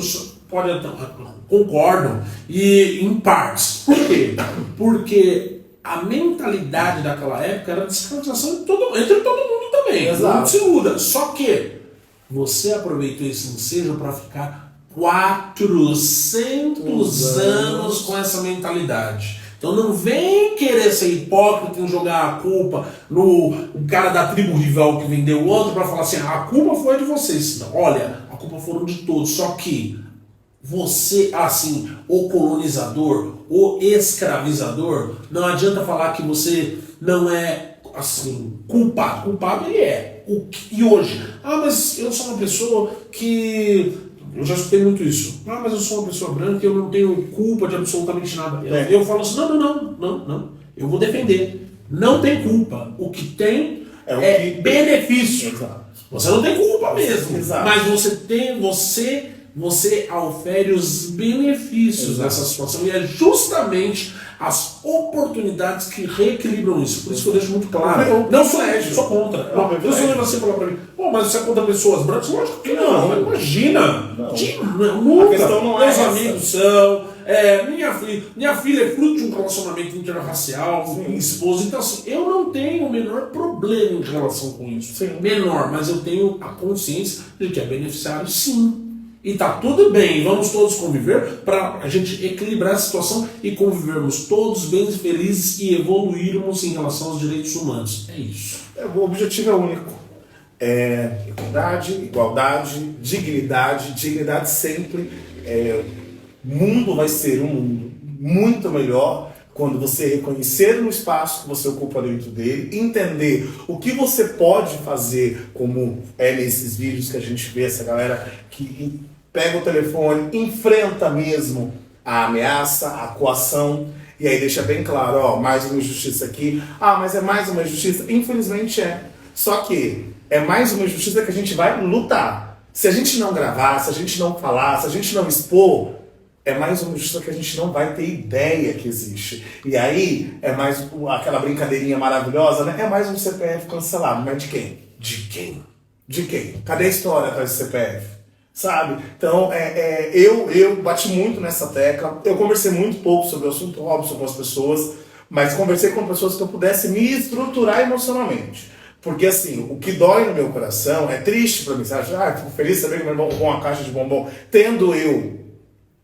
Sendo eu irmão dele, tendo eu as condições que eu tenho, só que eu tenho que entender que eu não sou o Robson.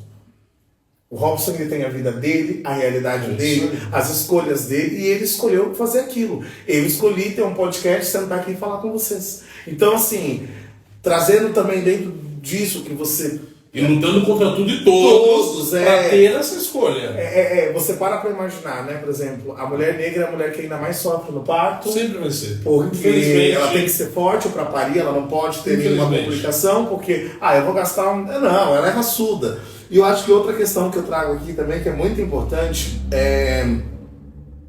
a cada 100 mortos pela polícia em 2022, 65 eram negros, tá? Tem uma porcentagem de 87% das mortes de negros, são 2 vezes 0,8, muito mais que os brancos. Claro que assim, tem que matar ninguém. Acho que a polícia. Acho que assim, já chegou a hora da polícia não ter arma, na minha opinião. Mas assim, a polícia, assim, como você falou, a militar, eu acho que a gente tem que trocar essa questão da militar e colocar a polícia por polícia. A polícia, os outros corpos da polícia que trabalham com toda a investigação, toda a busca, é interessante sim que ela possa estar muito bem equipada, muito bem armada, muito bem cuidada. Principalmente, gente, a gente falou de tudo aqui, eu trouxe em alguns momentos, não foi muito a tempo, mas vou trazer para vocês. Saúde mental. Você está trabalhando, você está convivendo com coisas que nem sempre a tua cabeça está pronta para aquilo. Porque vamos lembrar que quando a gente fala de militar, a gente fala de cruel. Porque o ato militar, ele não é um ato acolhedor. Ele é um ato que foi para ser repressivo, para ser resistente, para ter força e para controlar a massa. A segurança pública, ela surgiu para ela garantir o patrimônio e a existência das pessoas que eles elencavam como aquelas que deveriam conduzir o país. Sim. Começou dessa forma. Não surgiu para defender todo mundo. Sim. Não, absolutamente não. Mas o que acontece? Hoje, obviamente, como todas as instituições, se alterou. E é muito importante. Eu vou ser um defensor da polícia de forma... não vou ser veemente, porque eu não sou. A gente tem que ser equilibrado, mas eu sou um defensor da polícia, sim, mas da boa polícia, da boa prática policial. Sim, que é necessária. Totalmente necessária, absolutamente necessária. E assim, a minha luta é para que ela seja. Ela equipare as pessoas de forma devida. Ele fala assim, olha, o fulano de tal cometeu tal coisa, ele tem que ser preso de acordo com aquilo que ele fez. Exato. Não é pela própria existência. Eu já sofri abordagens, por exemplo, quando eu estou sem essa indumentária, extremamente truculentas, na qual às vezes eu não me identifico como advogado, não falo absolutamente nada, só para ver como é que é a forma de tratamento. E você vê que o tratamento é diferente. O cara, eu já escutei coisas absurdas de esse cara é seu, não te quero. Ah, sim senhor, boa noite, tudo bom, senhor? Ó, tá aqui. Tratamento não hostil, óbvio, que eu às vezes consigo alterar, mas tem hora que a pessoa é aquilo que a gente falou. Ele é um convicto e não tem, a gente como um inimigo. E vamos se cuidar. Só que esse que tem a gente como um inimigo, às vezes se é policial ou não, a gente precisa ter uma atitude, como eu poderia dizer, defensiva, inteligente, calma e assim, a gente não pode se prejudicar diante da própria efusividade que está naquela situação. Você tem que ser, infelizmente, a pessoa que tem, como eu poderia dizer... Que vai ter a calma para resolver. Calma para você não se expor, você não perder sua própria razão, mas no meio disso tudo você pode estar sendo humilhado. Bem machuca, às vezes tem que ficar tratando desse assunto porque a nossa sociedade, como eu disse para você, na minha opinião, ela ainda é pouco evoluída para discutir determinados assuntos e evoluir em graus de direitos humanos com relação àquilo que é devido a ser desprendido diante de todas as pessoas. Trazendo aqui, galera, que a briga não é com a polícia, assim, nós temos dados, né? E seria muito interessante se o Estado conseguisse responder para nós por que esses dados continuam evolutivos e qual que é a política que o Estado está usando hoje para conseguir diminuir esse tipo de abordagem e essas finalizações. São finalizações. Olha, eu acredito, infelizmente, que existe um certo descaso aí. A gente sempre falou sobre isso. Uma coisa é o menino lá da Playboy que some, desaparece, a mídia fica em cima. Outra coisa é o Pretinho que tá lá na favela, que subiu, que mora lá. Porque a família tem todo tipo de canal de televisão militar, com muito apelo. Infelizmente, a nossa cor sofre e eu gostaria de ser uma pessoa extremamente otimista, mas eu não consigo ser. Eu sou realista acima de qualquer coisa, quero transformar o ambiente onde eu estou, eu acho que é possível a gente gerar sementes, mas é horrível que eu vou te dizer, mas eu sinto que há gerações perdidas. Uau, difícil ver isso, é difícil. Ainda mais quando a gente vai entrar nesse tema aqui, que eu acho que é um dos maiores, que todo mundo está muito atento a isso, espero, né? Se não tiver, vamos lá. Nós tivemos agora, né, o legislativo votando lá a questão do aborto, e isso realmente mexeu muito, porque leva a gente a um lugar de mecanismo. Eu ainda não consegui engolir, entender tudo isso que está acontecendo, mas assim, você imagina que o caminho vai ser esse mesmo? Vamos lá. A proibição do aborto? Se eu estou certo, é o Arthur Lira, presidente da Câmara dos Deputados, ele quis votar em critério de urgência o projeto de lei que determina que o aborto acima de 20 ou 21 semanas se torne um crime mais alto do que, em comparação, né, isso é já um estudo sociológico jurídico, do que a pena, por exemplo, do estuprador. Sim. E a grande discussão foi em relação a isso. Eu li o projeto para não... A PEC 181. Eu gosto muito de me informar mesmo antes de dar qualquer tipo de... Até pela minha própria profissão, que eu não posso dar opinião, né? Eu tenho que ter um posicionamento técnico. É um projeto péssimo, você vê que ele pura e simplesmente ele tem objetivos assim eleitorais, essa polarização esquerda-direita. E ele foi tão mal feito, na verdade, rolou uma atecnia aí, uma técnica ruim para se realizar esse projeto de lei, que o tiro sai pela culatra do que qualquer aprendiz a intérprete fez uma análise e utilizou esse argumento que é extremamente poderoso. Falou assim, é simples, ó, olha a pena aqui que está escrito no, se eu estou certo, 124 do Código Penal, que é o estupro, e olha a pena que vai ser aplicada em relação à pessoa que comete aborto. Então, assim, aí gerou todo esse absurdo. Só que eu tenho uma coisa mais importante, inclusive, a dizer. Eu gosto de deixar, fiz até um vídeo na minha página sobre isso, deixando muito claro que eu gosto que esse assunto, e isso tem acontecido, fique para os corpos e vozes femininas. Porque hoje elas já se protegem e se manifestam por si. E o que deu para perceber, o que para mim foi mais gritante e vergonhoso, é ver diversos homens legislando sobre corpos femininos. Ah, mas não, sobre corpos femininos, sim. Então, a minha posição é humildemente me resguardar a minha insignificância, por mais que eu tenha a tecnicidade para discutir o assunto, e aceitar a participante mulher e apoiá-la nas decisões, e por isso que estão muito bem os movimentos e coletivos femininos se manifestando e eu estou adorando. Batam mesmo, meninas. E se precisar de um pano de fundo, estamos aqui para fazer parte com vocês.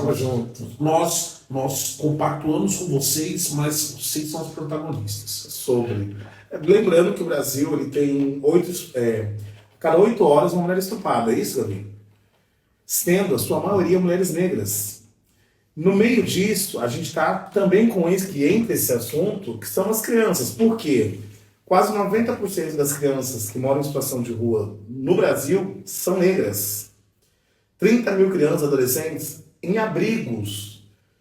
4.132 estão aptas à adoção, que é uma discussão que eu tenho a vida inteira. Aonde que está, gente? Aonde a gente está errando na questão da adoção? Porque não é possível. Eu cresci em situação de abrigo, eu sou educador social há 15 anos. Você pode dizer bem. Eu não consigo, gente, eu juro pra vocês, eu não consigo entender a dificuldade para adoção. Assim, é claro que assim, a gente tem que trabalhar a proteção da criança do início ao fim. Eu lembro que um dos projetos que a gente discutia muito na sala de aula era assim, ó, funcionamos a adoção. A adoção ela tem que ser completamente assistida por um prazo máximo de 5 anos. Tá? Ele é mínimo de 1 ano e um prazo máximo de 5 anos. Por quê? Eu entendi que esse casal está para adoção, vamos começar a trabalhar a integração do casal com as crianças. Ótimo. Começamos a integração ainda com um abrigo no meio, então vai passar final de semana, férias, Encaixou? Agora vamos deixar lá. Mas aí do nada, uma colega assistente social vai fazer uma visita às vezes. Vamos fazer uma visita para ter esse entendimento. É importante o relatório escolar, relatório social, progressão dessa criança.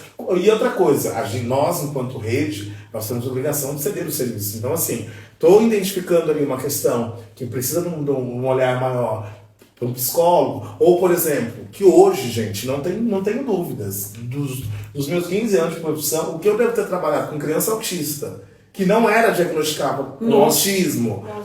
Assim, e que tomava... Gente, eu já... sala especial, você lembra de classe especial? Eu lembro que eu tive adolescentes que chegaram a tomar remédios para Parkinson. Tipo, a criança tem 7, 8 anos, tomando medicação para Parkinson, porque ela precisa cuidar de alguma coisa que trouxe uma diferença no sistema nervoso dela. Só que assim, nunca houve um cuidado, um estudo ou uma coisa mais aprofundada do cuidado médico. Não.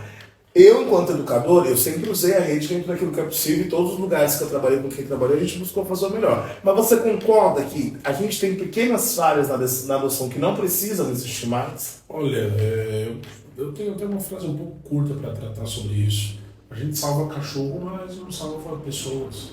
Assim, é o que eu falei sobre o grau de evolução com nossa consideração do outro.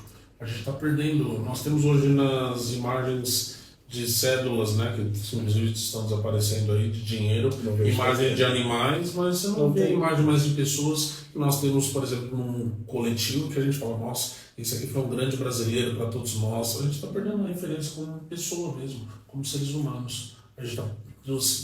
Digo mais para vocês, Quando eu brinco de animalização, é animalização em todos os aspectos. A gente tem um monte de pet, mas a gente não quer mais ter filho, por exemplo. Não que não seja uma decisão, é uma decisão muito individual, mas o que é perceptível é que a gente está, veja, a gente tem dificuldade hoje de conviver em conjunto, as pessoas, as crianças posteriormente, né, alguns professores que eu tive contato, minha cunhada é professora, falou que o contato das crianças posteriormente à pandemia ficou péssimo. Sim. Você começa a observar assim, a degradação humana em diversas condições. E a gente está aceitando. A gente falou assim, não, depois da pandemia a gente vai ser pessoas melhores, vamos se humanizar.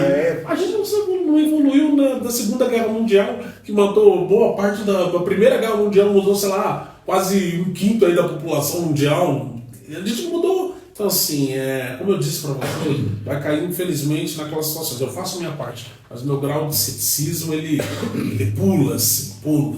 Gente, é um alerta muito chocante isso, porque, assim, são coisas que nesse dia a dia de entra de ônibus, sai, vai trabalhar e pega a fila, a gente não se atenta a isso. Só que esse detalhe que você trouxe, ele começa na casa da gente.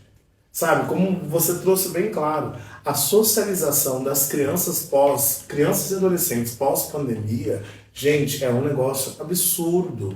Assim, eu vi escolas, consegui ver projetos assim, mas é aquilo, não é para quem quer, é para quem pode e quer fazer. Que fizeram uma reestruturação educacional, trabalhando primeiro o indivíduo e o acolhimento desse indivíduo, para depois eu voltar ao lado, porque a gente sabe, gente, a pandemia não vai suprir, a gente não vai suprir o que faltou de interação naquele momento, tanto educacional, quanto física, quanto afetiva, a gente não vai.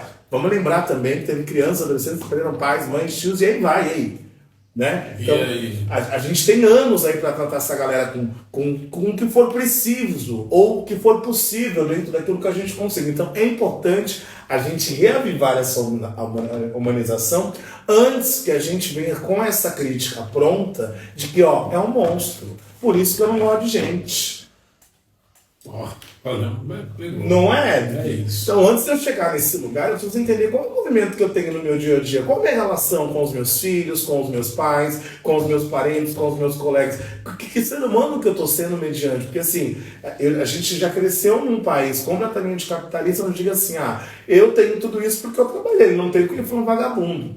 Exatamente. Aí a gente chega na palavra de meritocracia. Né? No sistema, né? Exato. É um sistema que querem legitimar e que, se você for parar para pensar, ele é feito pura e simplesmente para manter o status quo. Você não chegou lá porque você não quis. Entendeu? Não quis? Então vamos observar a retrospectiva, mas não tem nada a ver com isso. Meu caminho é mais árduo. Você tem a ver, essa é a diferença. Você tem a ver com isso, sim. Você tem uma responsabilidade social, sim. Porque a pobreza ela pula muros, a miséria ela em vários lugares, o desespero ele vai tocar o seu negócio. Então você tem responsabilidade, sim. Quando teve a pandemia, vou dizer para você, eu acho que foi um dos momentos mais opulentos do meu escritório. Tive muito caso, por incrível que pareça. Os homens não sabiam conviver com as esposas dentro das suas casas, com os filhos, e aí o divórcio comeu solto, tá bom. Só que aí eu comecei a falar assim, nossa, que legal, caso pra caramba, tá vindo, não sei o quê. Só que quando a casa do vizinho tá pegando fogo, daqui a pouco é a sua. Exato. Daqui a pouco ia acabar isso e continuar essa pandemia, não ia ter mais estresse porque gerou um colapso total. E aí isso também me colapsaria. Ou seja, então eu fico feliz com o colapso alheio, não olho para o lado. Então o que eu estou querendo te dizer, isso é mais ou menos, por exemplo, com relação à concentração de renda. Você vai pegar os multibilionários, vocês têm uma responsabilidade social gigantesca. Eu não vou ficar aqui discutindo o sexo dos anjos, falando quem está certo e está errado, se tinha que existir bilionários, se não tem. O fato é que existe. O fato é que eles precisam ter esse grau de responsabilidade. ESG, Environment, Social Governance, governança corporativa, meio ambiente, as próprias questões de ambiente, acabei de falar, ambientais, elas são sim responsabilidades dos grandes conglomerados, sim, e de nós como pessoas físicas também. A gente tem uma responsabilidade onde a gente come. pessoal, a gente não pode destruir a casa que a gente mora, esse lugar aqui. E quando a gente fala de destruir, não é só a questão física, é a questão psicológica. Psicológica. Os seres humanos que estão aqui. É isso. Você tem responsabilidade, eu tenho também. E quem está lá e tem muito, também tem. Você sabe um dos momentos que eu achei o mais incrível, que assim, que ele realmente foi evidência? A violência doméstica. É a partir do momento que a gente começa a falar de violência doméstica e assim, começar a ir pra cima. Por quê? Porque é aquilo que eu falei, fomos educados a briga de marido e mulher, ninguém mexe a colher. Enquanto todo mundo está saindo para trabalhar, cumprindo suas atividades, está tudo bem. Mas e no momento que você tem que estar trancado com uma pessoa 24 horas por dia? Isso, temos responsabilidade sim. É isso aí, gostando ou não. Óbvio que dentro de determinados limites nós temos sim. Não, se você não quer ir lá separar, tudo bem. Então vamos chamar a polícia, é isso aí. Vamos fazer um alerta. É isso aí. É sobre, a gente não pode fingir que uma coisa que está acontecendo e é nítida, não está. É assim que funciona. Né? O pior burro, o pior essa é a consciência. Você vê, é um despertar. E é muito importante. A conversa se a gente estiver auxiliando uma única pessoa, a gente já fez um trabalho excelente. Exato. Não precisa nem de duas. Isso. Aí que mora a questão. Nossa, mas eu vou impactar o universo. Eu preciso. Eu cheguei nessa consciência. Porque senão a gente vai falar assim, meu Deus, por exemplo, hoje na minha rede social eu devo ter, sei lá, 6 mil, 7 mil seguidores. Meu Deus, eu deveria ter 100 mil, porque não, tá tudo bem. Está quem quer ouvir, quem quer interagir, quem quer falar, quem quer dividir isso comigo, quem concorda, quem discorda também, mas acima de qualquer coisa, meu maior interesse é que a pessoa reflita sobre isso. Ela mesmo chega numa conclusão e fala assim, aquilo ali faz sentido. Não, mas aquilo ali, e se alterar numa determinada conduta, olha, eu me sinto totalmente satisfeito. A pergunta seria exatamente essa, gente. De que forma a população em geral pode apoiar e melhorar a luta pela causa? A gente colocou negra, mas assim, a causa humana. Claro que nós entramos numa polêmica agora, sem querer. O Morgan Freeman é muito acusado de assim, mas como é que ele fala? Eu sou contra o dia da independência? Da consciência negra, por exemplo, que ele nos Estados Unidos, a consciência tinha que ser humana. Concordo em partes com ele. A consciência tem que ser humana, sem dúvida nenhuma. Mas nós não evoluímos a ponto de olhar uns para os outros. Isso! Como pura e simplesmente iguais de verdade, porque na prática não somos. É o que eu então falo. A consciência com relação à população preta é de todas as pessoas que falam assim, desculpa, é uma ferida, não é um dia de alegria, mas você precisa se conscientizar, assim, vou dar um exemplo para você. O que você pode... mesmo, não vamos falar em atitude concreta, mas o que você pode refletir sobre, o que você acha, hoje em dia discutir sobre esse tema, o que você acha que está impactando, porque é assim, assado, por que tem tanta violência com relação à população preta, por que você acha que eles moram em condições, a maioria da nossa população foi colocada, você sabe, várias legislações, como por exemplo lei de terras, até 1850 a gente não podia comprar terra, então a gente foi jogado para os botões, a lei do sexagenário simplesmente gerou os primeiros mendigos, porque o camarada conseguia até a proeza, chegar aos 60 anos ele estava destruído, debilitado, o que ele ia fazer? Não era mais produtivo, exatamente, vai ficar na rua pedindo dinheiro. Os primeiros meninos de uso surgiram com a lei do ventre livre, que lindo que você nasceu, você agora é livre. Não, seu pai é escravo, mas você é livre, ou seja, os primeiros moleques de rua, como é que ele vai sobreviver? Você que se vira. Exatamente. Eu não assim, essa criança. Consegue compreender? Então, assim, existiram várias questões institucionais que nos colocaram nessa situação. A gente sofre todos os efeitos e ainda não podemos reclamar, não podemos... Não, obrigado pelo mimimi, viu, galera? É isso aí. Estamos minimizando aqui maravilhosamente, muito bem. É isso aí. Tá tudo... Assim, isso é uma parte que está respondido. Muitas coisas são respondidas diariamente, é o que eu falei. A gente continua ignorando. Até quando? Como a fala que você trouxe é muito importante. Tá pegando fogo na casa do vizinho, amor, vai pegar na tua também. Então vamos parar com essa coisa de se abster, de fingir, não é problema meu, é problema seu também. O que você pode fazer é uma decisão muito importante. Nem para tudo você precisa se expor, mas é importante que você tenha sim um posicionamento, é importante que você tenha sim um ponto de vista, né? E que assim, ele não precisa ser radical, ele apenas tem que estar válido dentro daquilo, por quê? Se não houver discussões, não há transformação social. não há conscientização social. Então, a única forma da gente ver, por menor que seja toda ou qualquer mudança, é a gente discutindo com ela. E realmente de forma relevante. Não é com essa mania que tem no Brasil, que é assim, vamos discutir a questão da carga tributária. Sim. Ah, mas isso fere a quem? Ah, então não é importante. Para mexer com gente muito importante, ninguém quer distribuição de terra, ninguém quer aumentar os impostos, ninguém quer fazer a divisão de valores. Porque eu vou mexer com dinheiro que não é meu. Agora, vamos falar sobre a lei do racismo, né? Cota. Vamos. Eu não acho certo ter a cota. Gente, pelo amor de Deus. Vamos discutir os assuntos. Vamos ser um pouco mais profundos Exato. E reflexivos sobre por que existem determinadas situações. É nessa linha. Bom, quais são os aliados mais importantes nessa luta e com eles, e como eles podem produzir de maneira mais eficaz essa transformação que você vem junto? Porque você tá no NAN ainda, hoje. NAN, sim, Associação Nacional da Você só saiu da Africanize.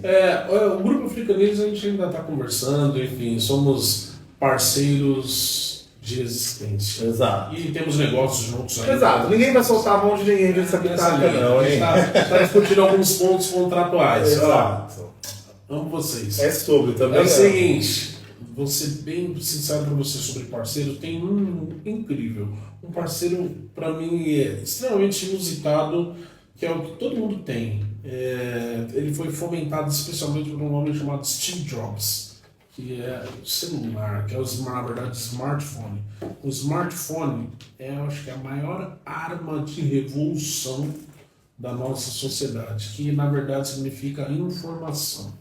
Ou seja, quando você liga a sua câmera e você produz o seu conteúdo e as pessoas especificamente consomem, você consegue viralizar, você consegue deixar a sua ideia exposta, ela toma o quarto poder, tira o quarto poder de lugar, que é o da comunicação.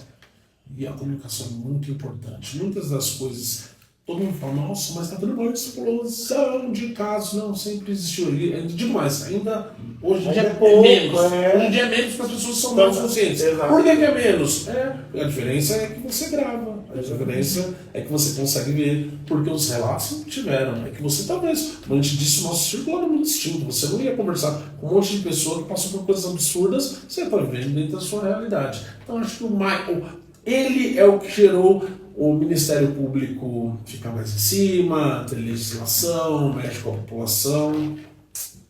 Ali, smartphone. Não se esqueça, gente, a informação está na mão da gente, né? Não só pra gente se alimentar dela, porque você abre um Google, você tem um mundo ali, mas também para você denunciar, para você informar, para você comunicar às demais pessoas que estão ao seu redor, porque é isso, as pessoas precisam dessa troca de informação para trabalhar essa informação. Por esse multibilionário que faleceu, extremamente militante, sem saber quem era. É sobre. Bom, vamos lá. Falando de direito, tem uma galera que adora teu trabalho, admira teu trabalho. Fico muito feliz. Principalmente mediante eu não vou negar, eu tenho muito orgulho quando eu vejo você lá falando. Fico feliz. E tenho orgulho de ver também uma massa. Eu tenho os meus seguidores no Instagram, que são mais jovens, que trazem essa discussão também, né? E é importante, a gente não quer falar, mas a gente tem que falar, então é importante que a gente abra algum tempo nosso para essa comunicação. E tem uma galera aí que está fazendo acontecer, que está... O que você pode dizer para essa galera com relação a esse trabalho que você faz? Eu posso dizer que a gente precisa se conectar.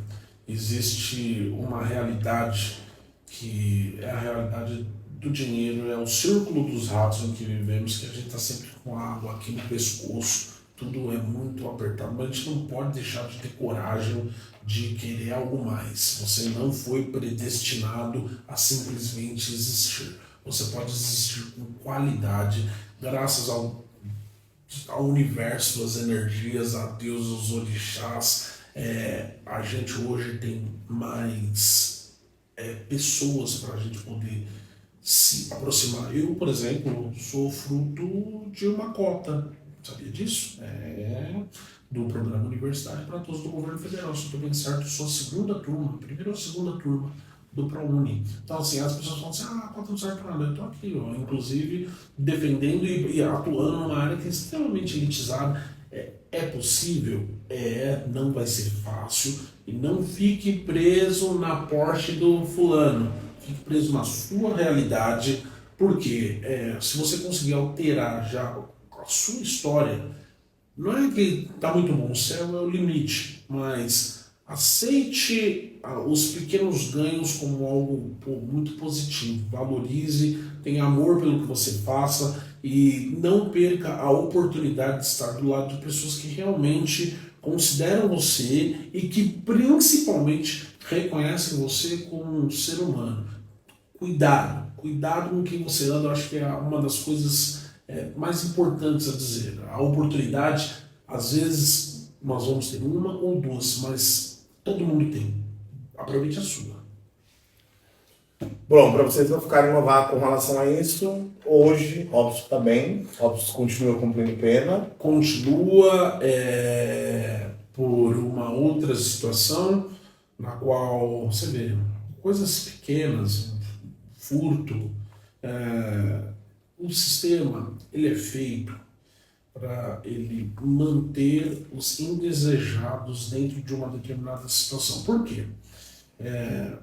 Eu fiz uma análise, esse primeiro processo dele, por exemplo, não sequer deveria ter necessidade de, poderia ter feito vários movimentos que uma pessoa que tem condição financeira faz, mas ele não tem. Então, o que eu quero dizer para vocês o fato de você não ter estrutura te marca socialmente. Sim. Mas falando com relação a questões físicas, psicológicas, sinto que ele está melhor e ele tem que aproveitar a oportunidade que o universo deu para ele de continuar respirando, porque vai continuar nos indignando alguém que furtou uma caixa de bombom, ser agarrado e arrastado pela polícia. Desculpa, pode ser quem for.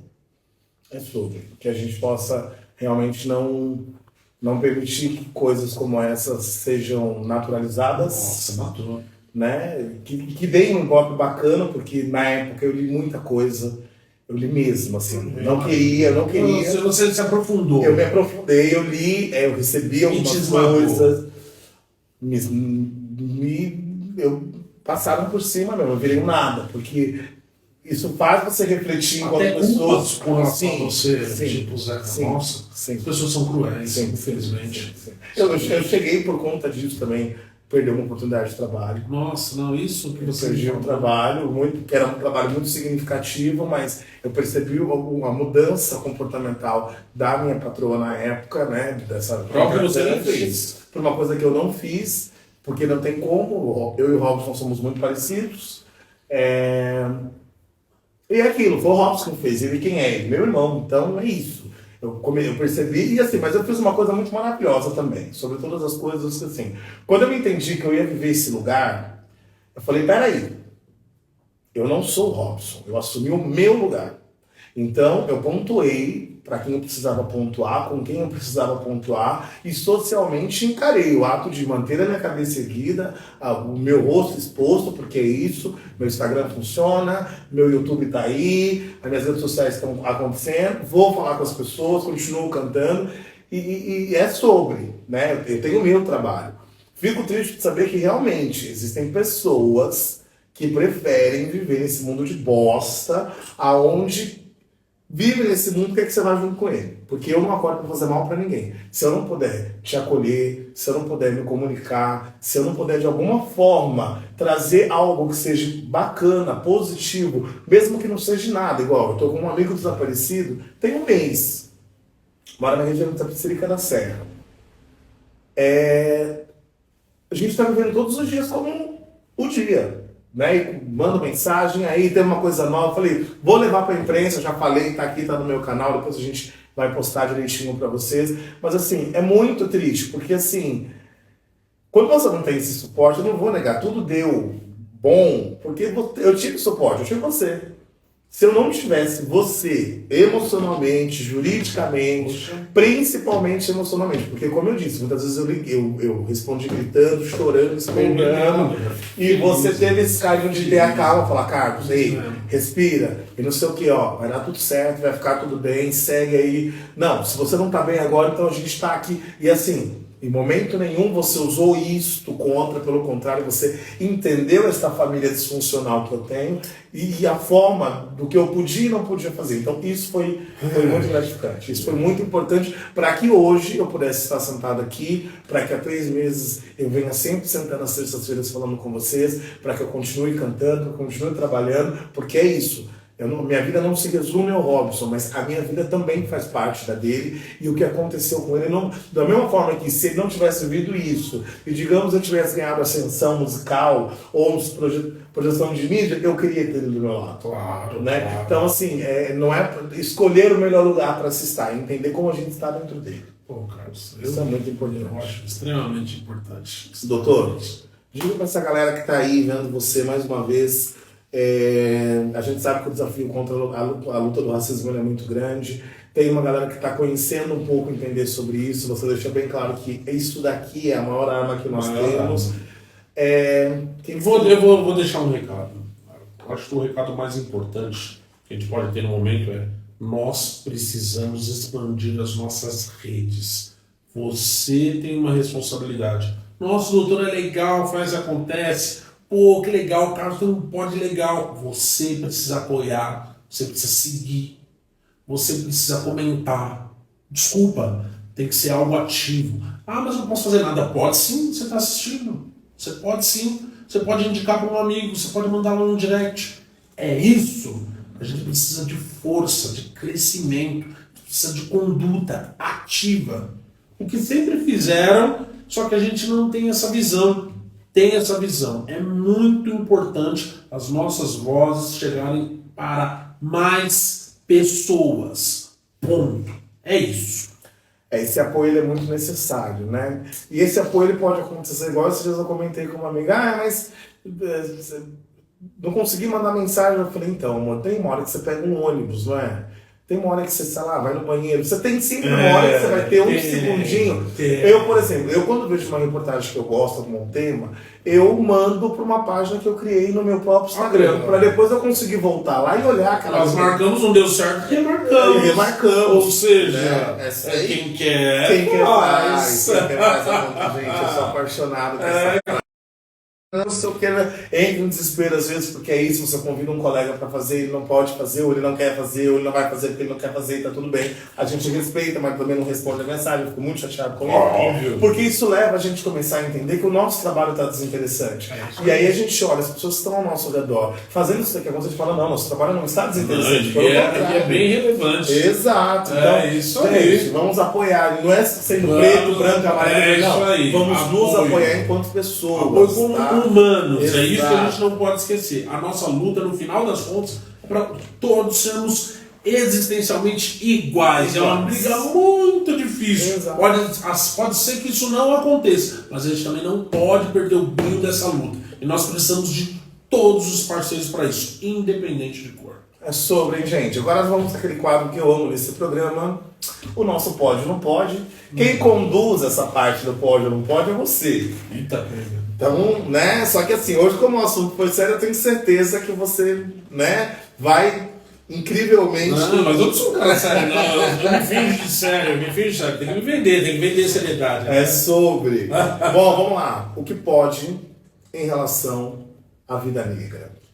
O que pode? Eu acho assim, como qualquer outra vida. A gente tem que ter... A verdade, a nossa briga é para poder absolutamente tudo, como podem, entre aspas, todas as outras pessoas. Que não pode. O que não pode? A gente não pode esquecer de onde nós viemos, o que nós somos e que condição tentam nos impor. Isso a gente não pode aceitar. Porque você pode ter as suas conquistas, ninguém está dizendo que você não pode conquistar nada, mas é você entender em condições, sempre vão querer que você, eu consegui isso, mas eu por ser negro, ou por ser mulher, ou por ser trans, ou por ser gay, ou por ser isso, vão me colocar naquele mesmo lugar. Então eu lutar para garantir o direito de que está ali, é claro, ele é universal. Exato. Exato.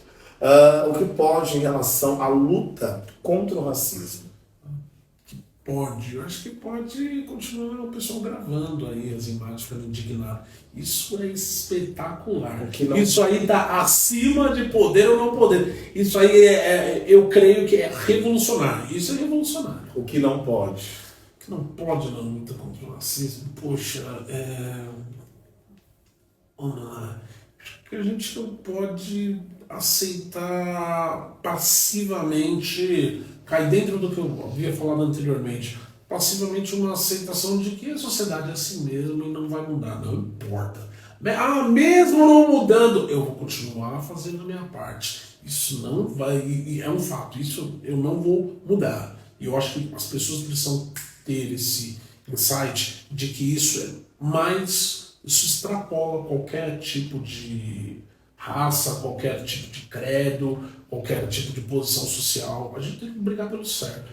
É isso, quando a gente luta pelo direito, ele não precisa necessariamente ter uma identidade de gênero ou uma etnia, mas a gente sabe que tem etnia, tem classificação de gênero e tudo isso geram preconceitos que matam quem não tem essa oportunidade ou essa visibilidade, então é importante. Então o que não pode é ter uma informação e reter. Você gravou o vídeo, posta. Você viu o vídeo, posta. Não pode você gravar um vídeo, depois eu... Não, posta. Eu também, a atitude ativa é muito importante. Nossa, muito, essencial. Bom, vamos lá. Vamos falar sobre o sistema judiciário agora. O que a gente pode esperar em relação ao sistema judiciário para os negros? Para os negros, para as mulheres, olha só, o poder judiciário é um poder arcaico, é um poder cinza de bolinhas roxas. Ele é antiquado, ele é, como poderia dizer, em certo ponto, eu não vou dizer o termo reacionário, mas ele demora para evoluir diante da sociedade. Mas eu acho que tem surgido ótimas mentes que precisam superar o tradicionalismo, mas fica difícil. Porque quando você olha, por exemplo, o formato de ingresso, especialmente vamos colocar na magistratura, o Ministério Público e as procuradorias, você percebe um sistema de meritocracia, de quem consegue acumular mais conhecimento no formato que eles exigem. Então, normalmente isso vai recair em quem já tem uma determinada condição, enfim, e aí acaba reproduzindo as mesmas, não digo mazelas, mas a mesma soberba existencial que as pessoas que têm dinheiro já estão aí, enfim. Eu tinha um professor que, vou evitar usar o nome dele aqui, que hoje ele é desembargador do Tribunal de Justiça. Ele era meu professor de Direito das Obrigações, o nome dele. Ele falou assim, eu não tenho preconceito, eu tenho um conceito formado. Mas os conceitos formados deles eram preconceitos enraizados, os quais ele com certeza exala aí nos tribunais. Não tenho dúvida. O que não pode esperar? Que eu não posso esperar. Que eu não posso esperar do poder judiciário. O que não esperar. Olha, eu não espero complacência para o que, por incrível que pareça, para as transformações sociais, elas acontecem de forma revolucionária mesmo. Não é alterando o status quo, é brigando, indo pra rua, falando mesmo, infelizmente tomando borrachada. Assim que a gente trocou uma ditadura por um regime democrático em diretas já, com as ameaças nas escolas, porque os professores têm coragem de falar assim, não, eu vou falar sobre tal tema. Então, assim, é necessário essa condição. E não espere que o Poder Judiciário seja complacente com vocês, porque ele é, muitas das vezes, de forma, como eu poderia dizer, interessante para ele é pura e simplesmente legalista. Ele interpreta de acordo com o que ele acha, mas esse achismo porque o termo sentença vem do latim sentire. Então é o que ele sente, você imagina o que ele sente.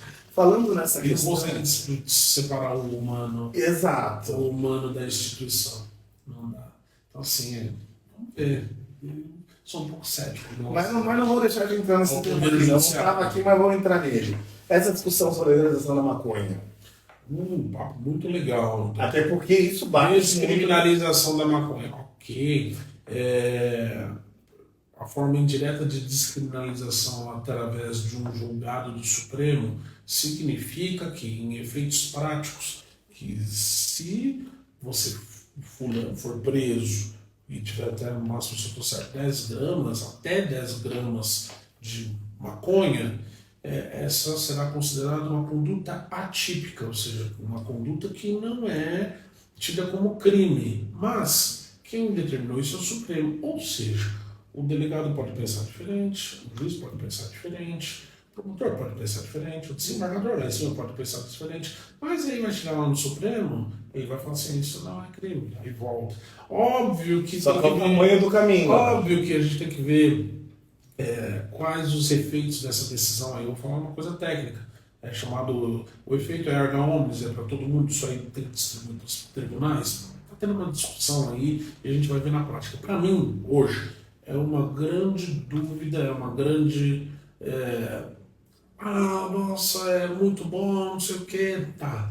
E como é que a gente vai fazer com aqueles que foram presos por essa quantidade, descriminalizou a conduta deles? Então a gente vai utilizar que sistemática para isso? Mas tempus regit actum, o tempo regia o ato. Então quer dizer que vale o que tinha naquele tempo, mas agora descriminalizou, como é que é para isso? Tem a questão de revisão criminal e por aí vai.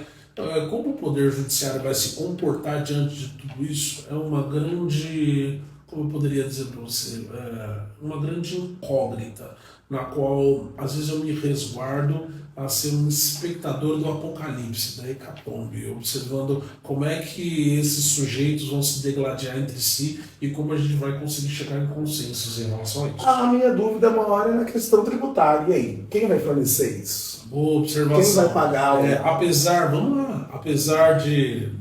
aí você está falando do comércio. Porque se eu tenho 10% garantido e hoje... Ou seja, então significa, adorei só. Não significa que eu posso abrir uma loja e colocar assim, ó, 10% de... Não, também não significa. Não, assim, leva a crer que seja isso, mas não é. Porque, primeiro, que a comercialização não é a descriminalização. Não, existe uma coisa que é descriminalização, outra coisa que é comercialização. Então, por enquanto, a gente vai manter a mesma galera que está ganhando dinheiro com isso. Digamos que valendo mais, por assim dizer. Eu acredito, né? Até porque esse 10 gramas está gerando essa situação. Eu estou de olho.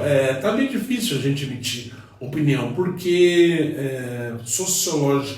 pela sociologia jurídica, a gente pode observar, já analisei algumas distorções aí. A gente tem que observar o que os tribunais vão começar a soltar como jurisprudência para a gente cumprir, especialmente em casos, para se formar jurisprudência, porque jurisprudência são diversos julgados. Sim. Mas na verdade eu quero ver como serão os julgados, como vai se julgar aqui em São Paulo, como vai se julgar no Rio de Janeiro, como vai se julgar no Rio Grande do Sul. Então, e aí a gente vai, digamos que fazer um compilado e começar a compreender o que está acontecendo efetivamente. É muito polêmico. Então, na verdade, o que a gente fez, que é muito simples, é o seguinte: a gente fez igual com a legalização do casamento homoafetivo. O Supremo liberou, começamos a casar, aí teve quem não quis casar, então vai para o Supremo de novo, mas deu erro nisso, deu erro naquilo. Então a gente vai ver tem isso questão na prática. discussão de bens e por aí vai. Até hoje não está resolvido. Sabe por quê? Porque o que acontece? Existe uma máxima, um adágio, que o direito, na verdade, o direito corre atrás da sociedade, porque a sociedade vai se alterando e o direito também, não o contrário. Então, essa transformação, ela vai acontecer aqui, ela não vai acontecer lá. E... Lá foi apenas o pontapé. Isso, só um pontapé. E digo mais, o pontapé para discussões acaloradas. Então, a minha única luta vai ficar aqui, mantenho ela, eu quero saber a forma tributária disso, quem vai vender, quem não vai. Não, porque é isso, querendo ou não. Eu acho que não vai ter essa discussão, porque e assim, não vai ter incidência de tributação sobre, vai continuar sendo a lei 11.400, 343, se eu tô certo? É 11.343, não lembro. Estou estudando 10 mil. Enfim, a lei antidrogas. Então quem ganha dinheiro com isso vai continuar ganhando direito e agora vai ganhar mais ainda porque está liberado. Na minha opinião, sim. Tá aí, gente. Fica a discussão, né? Doutor, muito obrigado pelo carinho, muito obrigado por ter aceitado esse momento tão importante. Mais uma vez, uma entrevista incrível, conectando pessoas interessantes para pessoas interessadas. Eu espero que a gente tenha feito mais uma vez um trabalho incrível. Sobretudo, agradecer o carinho de vocês aí que acompanharam a nossa live, agradecer esse mestre incrível, maravilhoso, que teve muito carinho, mexeu na agenda daqui para colar, porque é isso, gente. Pessoas interessantes aqui, ó, tá com vontade de pessoas interessadas ali, para vocês estarem comunicados. Então, assim, a palavra que a gente deixa muito clara aqui hoje é comuniquem-se. Usem o seu telefone e comuniquem-se, é muito importante. Eu ganho chocolate. Delícias do Adoro! Gente, obrigado pelo carinho, doutor. Boa noite. Eu que agradeço. Tchau, tchau, galera.